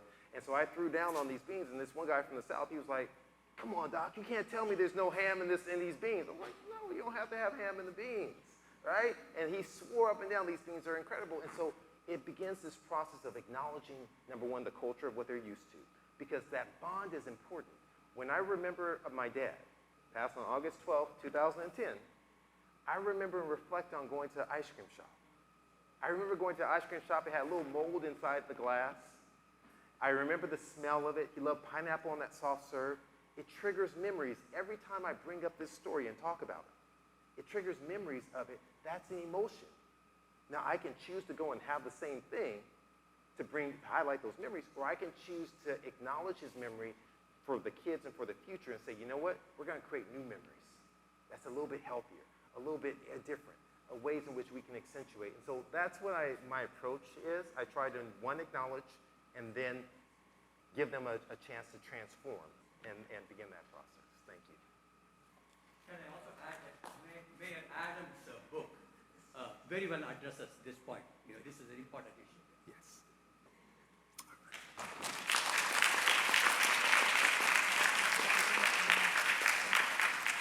Thank you to Dr. Batiste. That was fantastic. Really appreciate it. Next, we're going to hear just a short video presentation from a recent graduate of Plant-Powered Metro New York's 21-day Jumpstart program. This is an organization here in New York City that we've been working with for the past few years. They are just fantastic at getting more access to plant-based foods out to people, education, and their Jumpstart program is great. So let's watch this quick video, and then we'll move on to our next speaker. Hello, my name is Nicole Chile, and I was introduced to plant-based eating through the organization Plant-Powered Metro New York, and I'm so glad to have this in my life now. I was a vegetarian for all of my adult life. Also had my weight go up and down really since I was a child. My parents first put me on Atkins when I was about 10 years old, and so, like many, I struggled with a lot of yo-yo weight, yo-yo dieting, and the last 2 years in particular have been a really rough patch in my life. I contracted COVID in March 2020, and a very serious case of it, and it turned out that I also had long COVID, and so as the months went by, I was not recovering. I was still struggling with a whole host of issues. Most days I couldn't get out of bed. I was barely functioning. And my whole life changed. I had gone from super active, super joyful life to really just even walking to the kitchen in my small apartment was a struggle. One day in October 2021, when I received an email in my inbox that I don't always check, and it was an invitation to a Jumpstart program, a 3-week program to commit to eating plant-based. And I just signed up immediately, and I thought, well, what's 3 weeks? I can try this. My cardiologist had wanted me to lower my cholesterol, and I really wanted to lose weight, and so I felt that this was a great opportunity. Over the course of 3 weeks, I exceeded all my goals for the program. Not only did I lose 12 pounds in those 3 weeks, but my mental outlook, my emotional state, everything improved so dramatically. I was so shocked that just eating plant-based had all of these improvements. And the most shocking thing for me was that my long COVID symptoms dramatically decreased in that 3-week time. That wasn't even on my radar that would be possible. My heart palpitations decreased. The dizziness spells and vertigo decreased. My difficulty breathing, I didn't have to use my inhaler as often. I still have days that are difficult, but this is the one thing in the last 2 years, despite all that doctors have tried to do for me, that has completely turned my life around. And not only that, but I am joyful once again. I love eating this way. At first, I was really cranky about the idea of having to give up oil. I thought, well, I'll do it for 3 weeks, but I don't know. And it truly has been a joy. It's been a pleasure. I love the things I've been cooking. I love the community I've been discovering that share their know-how, share their recipes. It's amazing because I don't feel deprived. I don't feel like I have restrictions. I just feel so liberated. After 5 months, I've lost 40 pounds. My cholesterol dropped from 199 to 149. My C-reactive protein, which I learned through plant-based doctors, measures inflammation in the body. When I last got it measured with taking anti-inflammatory medication, it was 8.4, and now without any medication at all, it's gotten down to 2.1. And I feel it in my body. I feel the difference. And so it's amazing to see that reflected in my test results as well. But it's amazing not only physically the changes, but mentally and emotionally. The fact that eating this way can truly release me from all of that and not only find joy, but just peace with food for the first time in my life. It's so remarkable. And so I'm just so grateful for this. I'm feeling great. I'm loving life again, and it's amazing the power of food to be able to do that.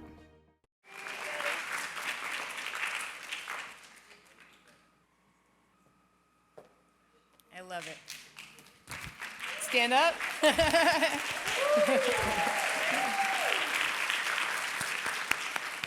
I got to be there when she recorded that testimonial, and I was like, this is so great. I'm so happy for you. Okay, now we'd like to welcome back up to the stage Dr. Rosenfeld.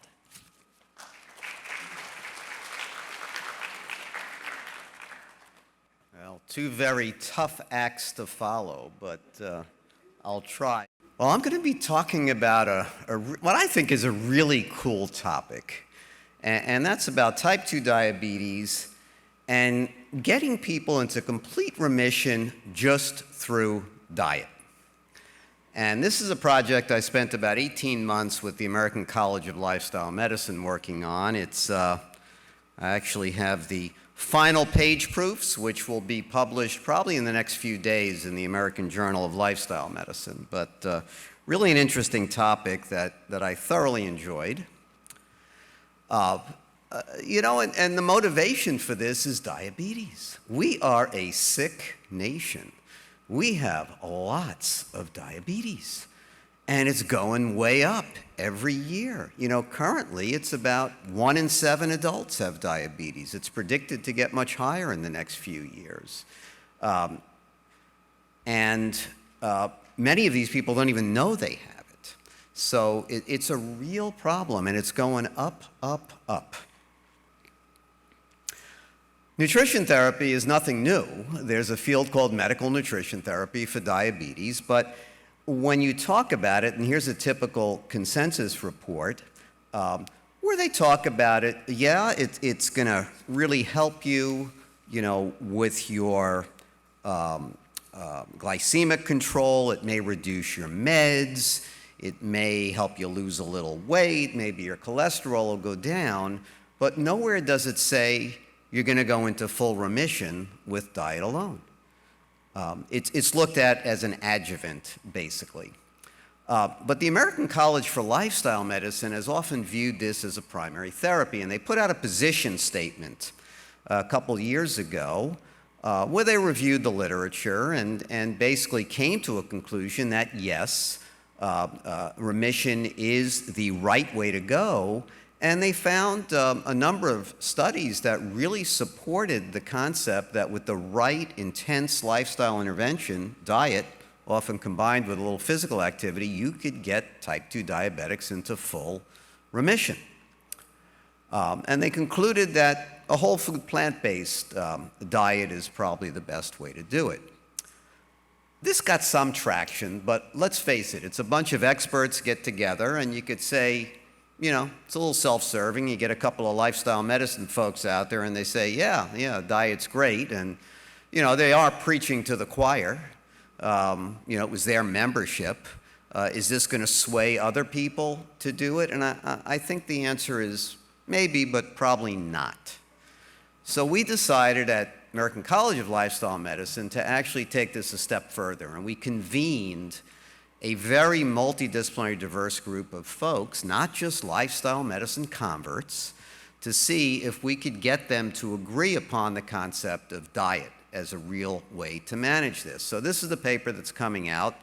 I had the privilege of leading this group and being the first author on it. And it'll be out, as I said, in the next couple of days. It'll be open access, so you can download it. And I think it's a fascinating document. It took about 1.5 years, and just to show you who was involved, we did have a lot of ACLM folks.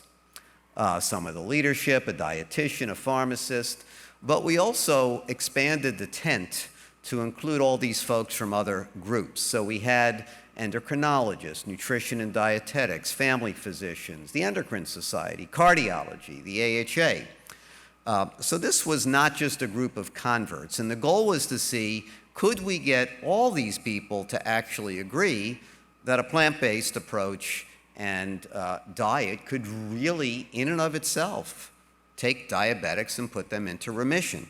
Or was it just these lifestyle medicine folks who were the believers? So we'll see.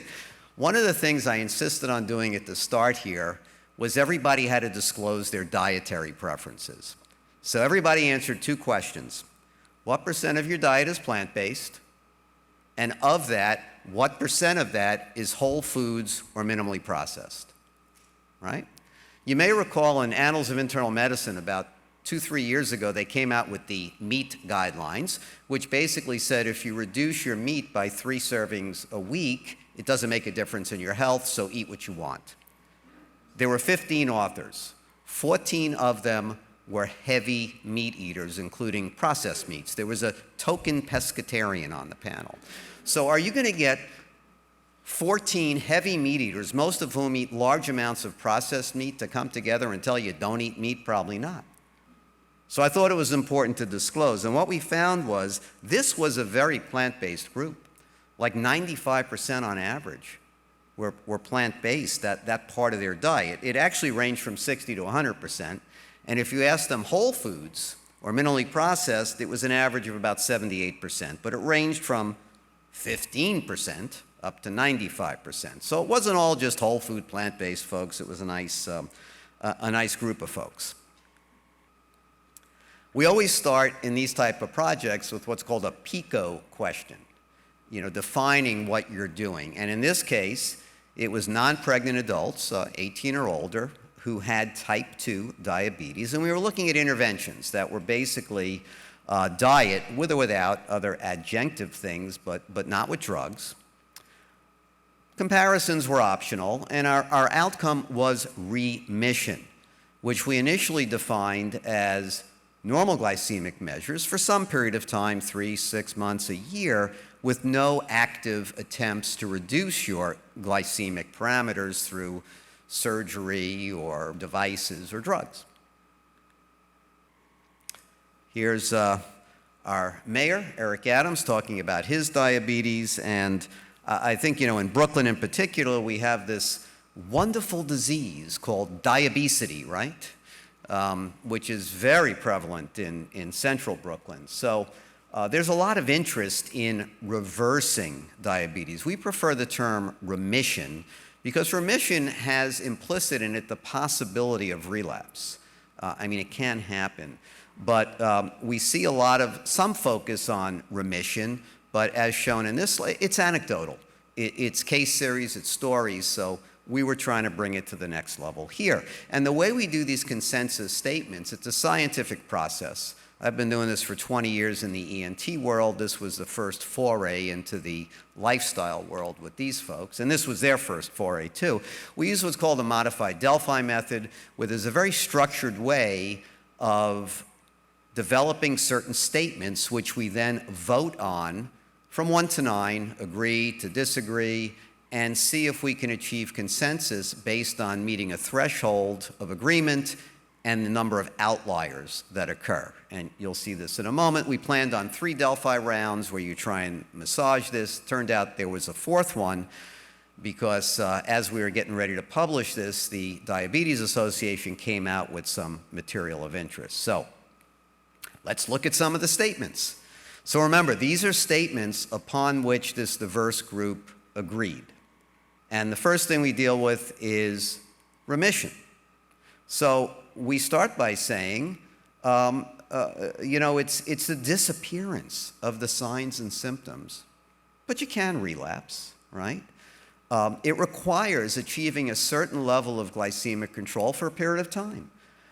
The key words being without any bariatric surgery, other surgery, devices, drugs, and the definition here is key. So remission of type 2 diabetes in adults is defined as normal glycemic measures. So a hemoglobin A1C or normal fasting glucose for at least 6 months. Okay, that's the starting point for this. And you'll see it says they're a mean. So remember, it goes from 1 to 9. 9 means full agreement. 1 means I don't agree at all. So pretty high levels of agreement. To reach consensus, you have to have a 7 or higher, and you have to have fewer than 2 outliers. So 0 or 1 outliers. What are outliers? Those are people who are 2 points away from the mean. So there was pretty tight consensus on these, as shown here. And this is methodology I've published on before in the ENT world. Now, at the time we were doing this, turns out the ADA was developing their own consensus product and was pretty far along, and they published this in 2021, when we were finishing this up. They pulled into, that was in diabetes care in 2021, they involved the ADA, the Endocrine Society, European Association for the Study of Diabetes, and Diabetes UK. And they came up with this consensus that remission is the most appropriate term, which we agreed with in our group. They said it's a hemoglobin A1C less than 6.5%, which does include some pre-diabetics, for at least 3 months. And they talked about glucose-lowering drugs, but they didn't include surgery or devices. So we adopted that definition, and we voted on it and came to consensus. We originally had decided upon 6 months, but when ADA published this, we re-polled the group, and they were comfortable with 3 months, so that's what we're embracing as well. This really is the optimal outcome. It's an achievable goal, and diet is the cornerstone for getting there, you know. Medical therapy must be accompanied by dietary management. If we go back to their position statement on this busy slide, you can see all the studies they looked at, and they had some of these well-known studies, the DIRECT study, Diabetes Remission, Counterpoint, Look Ahead, many of which looked at remission and had varying rates, others didn't. The intervention here typically was a very calorie-restricted diet for a period of time, even liquid meal replacements, followed by some type of healthy eating pattern, often with some exercise. The ability of a diet to get someone it's determined by the intensity. So if you just have someone eat a few extra whole grains and get a little flexitarian, it probably won't make a difference. They really do need to get into a fairly low energy, restricted calories initially to get this going. And you can do that in various ways. We agreed that unrefined carbs are the way to go, and that a whole food plant-based diet is probably the best way to go. And this was touched on before, you know, the whole grains, the legumes, the nuts, the seeds, the vegetables, the fruits, things that are minimally processed. Of course, if you take a potato and cut it up, you're processing it, right? I mean, that's minimally processed. So to be completely unprocessed would be a little difficult. These are some of the diets that might fit into this category. You know, the Hypertension Diet - Mediterranean, which uses olive oil. By the way, olive oil, the only reason it shows health benefits in these diets is because they've eliminated other bad things, but olive oil in itself is pure calories. It does not have a health benefit, and some studies suggest it's inflammatory. Vegan is nice, but it's possible to be a junk food vegan, so you know it's really more this whole food plant-based vegan.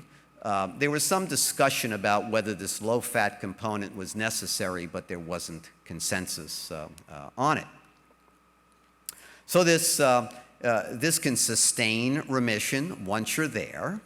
And we do recommend these healthy interventions, not you know, just looking at strictly calories, which can be a little deceptive. It's not just caloric density, it's nutrient density you need to worry about. And some of these you know, diets that are in favor now, these low-carb, high-fat diets, actually have a lot of problems. And in particular, the you know, the keto diet, which emphasizes all, you know, bacon for breakfast, lunch, and dinner, and you know, butter and all that, you may lose weight because you're eliminating the refined carbs initially, and you may get some early glycemic control, but it doesn't last, and it has a lot of potential adverse effects in the long term. Paleo is interesting because the real paleo diet was actually very plant-based and healthy, high in fiber, but the current version is basically a lot of junk food in there. So these things may get you going, but they're not healthy for long-term sustenance. A few other things that were mentioned in our consensus product about lifestyle behaviors, de-escalation, self-management is really important to sustain this in diabetes care. Managing and measuring your own glucose levels. There are some social determinants, cultural influences, et cetera. So, to sum this up, the conclusion of this, and I think we reached consensus on about 60 or 70 statements. We started with about 130, so there were quite a few that didn't reach consensus, and they're in the article in a online table. But to me, it was amazing that we got this diverse group with diverse dietary patterns to agree on this. You know, it's the first time I'm aware of that this degree of diversity has said, yes, you can put many adults with type 2 diabetes into full remission just with diet alone. That's a unique finding. So the preferred recommendation is you're going to go on this high nutrient but low calorie density diet for a couple of weeks to get going with weight loss. And it's not the amount of weight that we agreed upon. What we agreed upon is that it's a percentage of weight loss that's important, typically between 5 and 15%. If you can drop that, you're going to do well. But to say arbitrarily you got to lose 5 pounds, 10 pounds, 15 pounds makes no sense. You're going to eat that whole food plant-based diet and follow some of these other lifestyle interventions, perhaps, particularly a little physical activity. And that sort of ties it up. But for me, this was really a fun thing to do. And we did end up getting endorsed by a couple of folks. So it's endorsed by the American Association of Clinical Endocrinology. It's supported by the Academy of Nutrition and Dietetics, and it is co-sponsored by the Endocrine Society. So there, now you know it's real. All right. Thanks for your attention. Happy to entertain any questions.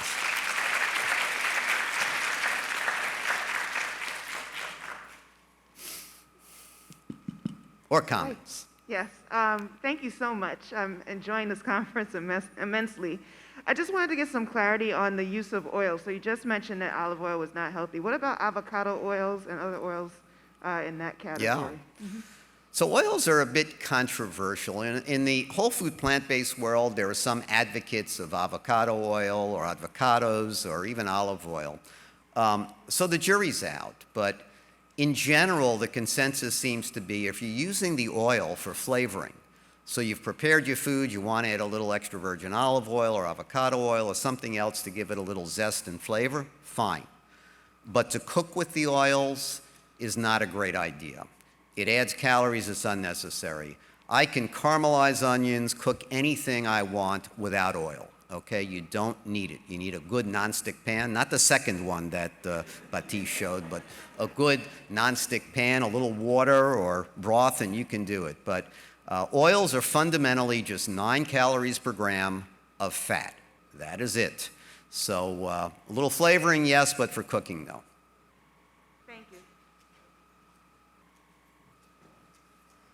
Thank you so much for your research. I have a question. When we're working with clients, how rapidly would they be able to see a change in their blood glucose levels if they were able to do a whole food plant-based diet? It's a good question, and it can be pretty rapid. In some of these studies, direct, look-ahead, counterpoint, especially if they're using very low caloric way to get going, such as some liquid supplements or a very low calorie, energy restricted diet, you can see changes in a couple of weeks. I mean, and they've measured insulin resistance and fatty deposits in the liver and other organs, and you see changes very quickly. And I think once you get going, you can then transition to a more sustainable whole food plant-based diet, preferably with not a lot of fat in it. But the results are quick, and the weight loss comes quickly, particularly for people who are overweight. Obesity and overweight, roughly about 2/3 of the US population now is either overweight or obese. And if you look among type 2 diabetics in particular, it's about 85%. So the weight loss comes quickly and the results come quickly. You don't have to wait a year. Okay, thank you for this consensus statement. With frying, it's not simply the calories, but there are also advanced glycated products, right? Can you comment about it? And is there a difference between frying with polyunsaturated oils versus saturated fat oils? So I think the glycosylated end products that were mentioned, they're going to come with any type of high heat, whether it's frying or even roasting. If you roast a sweet potato, you get a little more of the advanced glycosylated end products in there. It's not a lot, but it's a little. So it's the heat. I don't think the type of oil will influence that a lot, but the saturated fat oils are going to create additional problems for you with the saturated fats and heart disease. So, use as little as possible.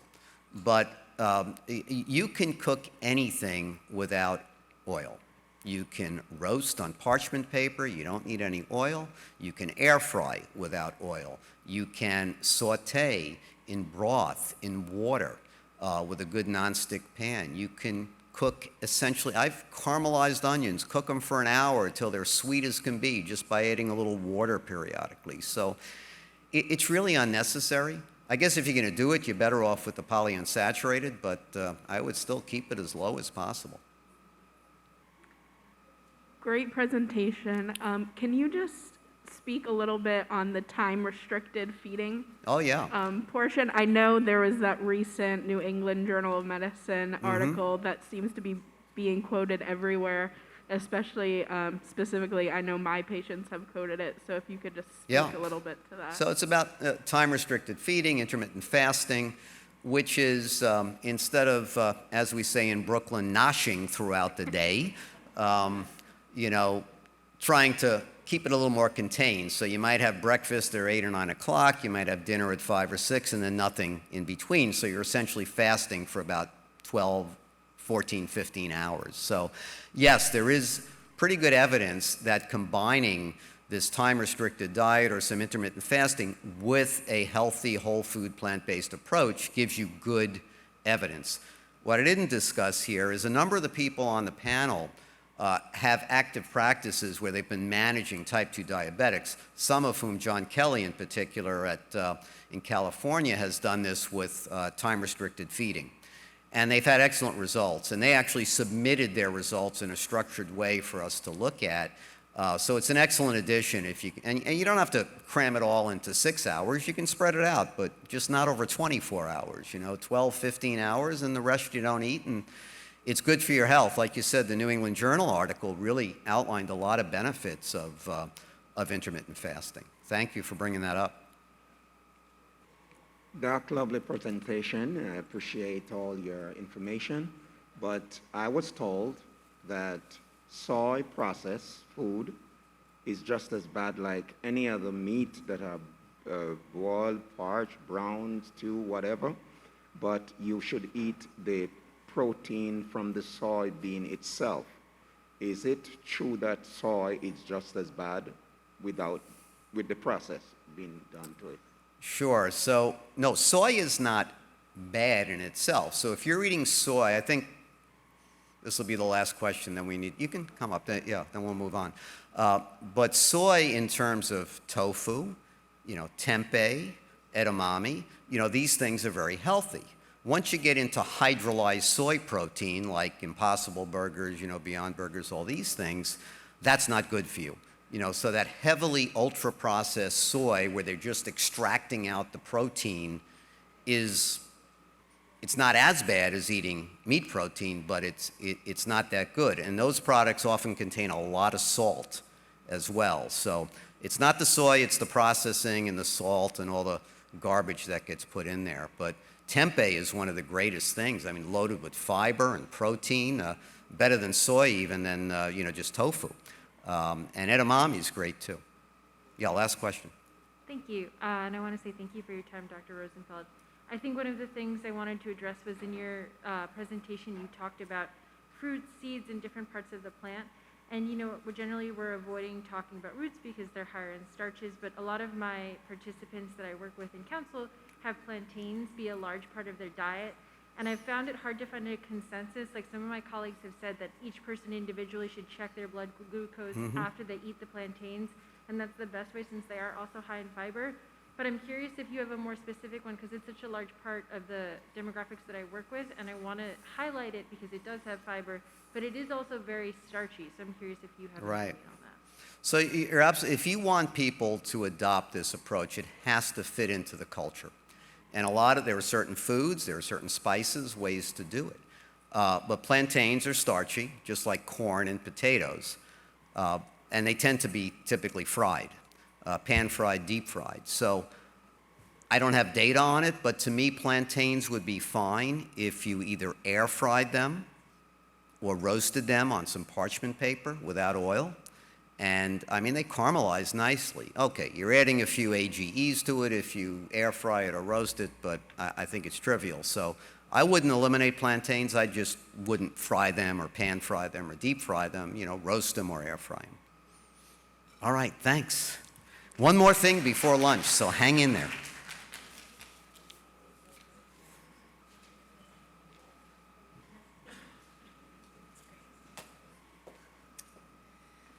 Okay, the last thing that we're going to be doing for this morning session is hearing from the students here at Downstate about the work that they're doing. So we'll have a very brief presentation about our student work, and then we'll break for lunch. But just hold on. After the student presentation, I'm going to give you a little bit of information about how lunch is going to work.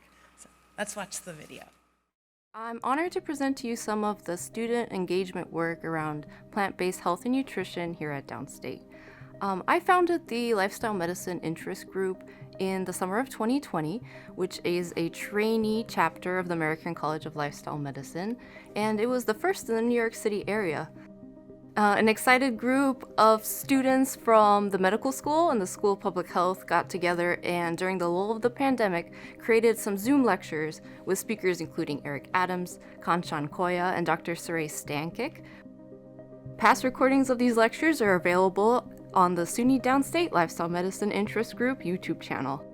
Now approaching its third year, the executive board of the group has grown to include residents at Downstate and continues to promote plant-based diets among its students.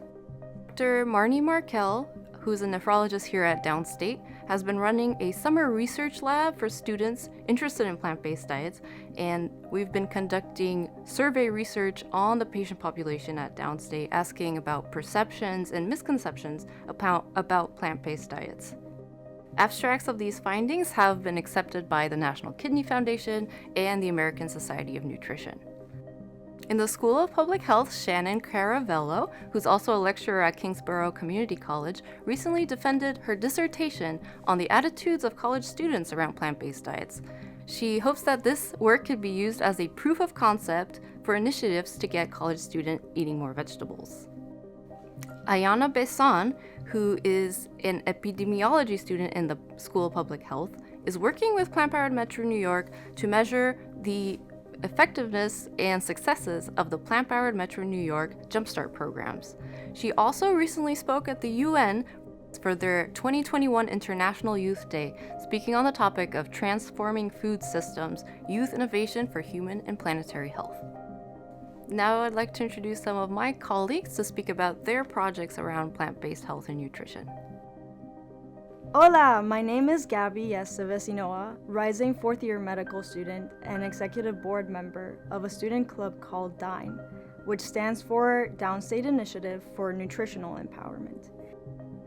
DINE's goal is to empower individuals and communities to use nutrition in support of their well-being. Thanks to the generosity of the Medical Executive Committee and the selfless dedication of talented individuals from multiple fields like nutrition, public health, and medicine, we now have a flourishing community garden on campus. The community garden will also serve as an interactive educational space where children, adults, and future healthcare providers can learn about the benefits of a whole food, plant-based diet. I'm a SUNY Downstate medical student and a Plant-Powered Metro New York ambassador. I teamed up with Ms. Patricia Payo, who is a dietary nutritionist, and Dr. Garnier, who works in Suite R of SUNY Downstate, to host a 7-day Plant-Powered Metro New York challenge dedicated specifically to address the Haitian community in East Flatbush, to help them get exposure to plant-based eating and find out ways that they can modify their cuisine to have more whole food and more whole plant-based meals.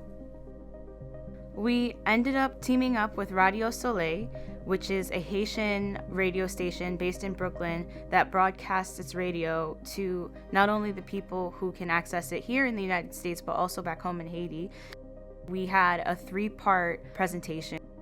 On Sunday, Dr. Garnier talked about the health benefits of plant-based eating, why he talks to his patients about plant-based eating and how it can help modify the way they manage chronic diseases like diabetes, like hypertension. And what we ended up doing the following week was getting people on a Zoom call to talk about what they're excited about when it comes to being exposed to plant-based eating.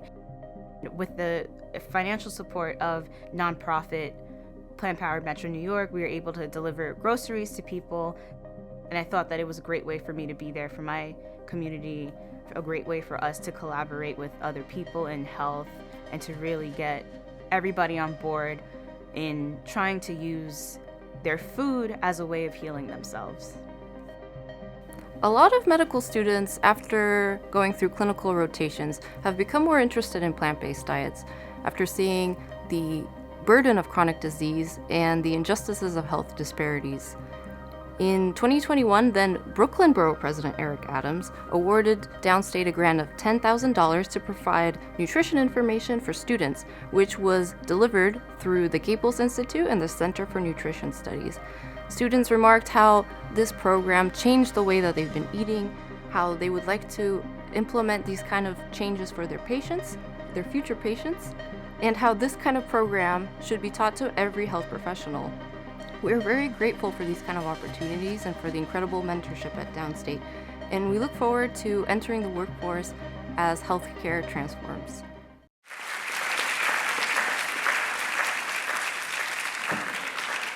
And I'm hoping that our students who are here, several of whom were in the video, could stand up and be recognized.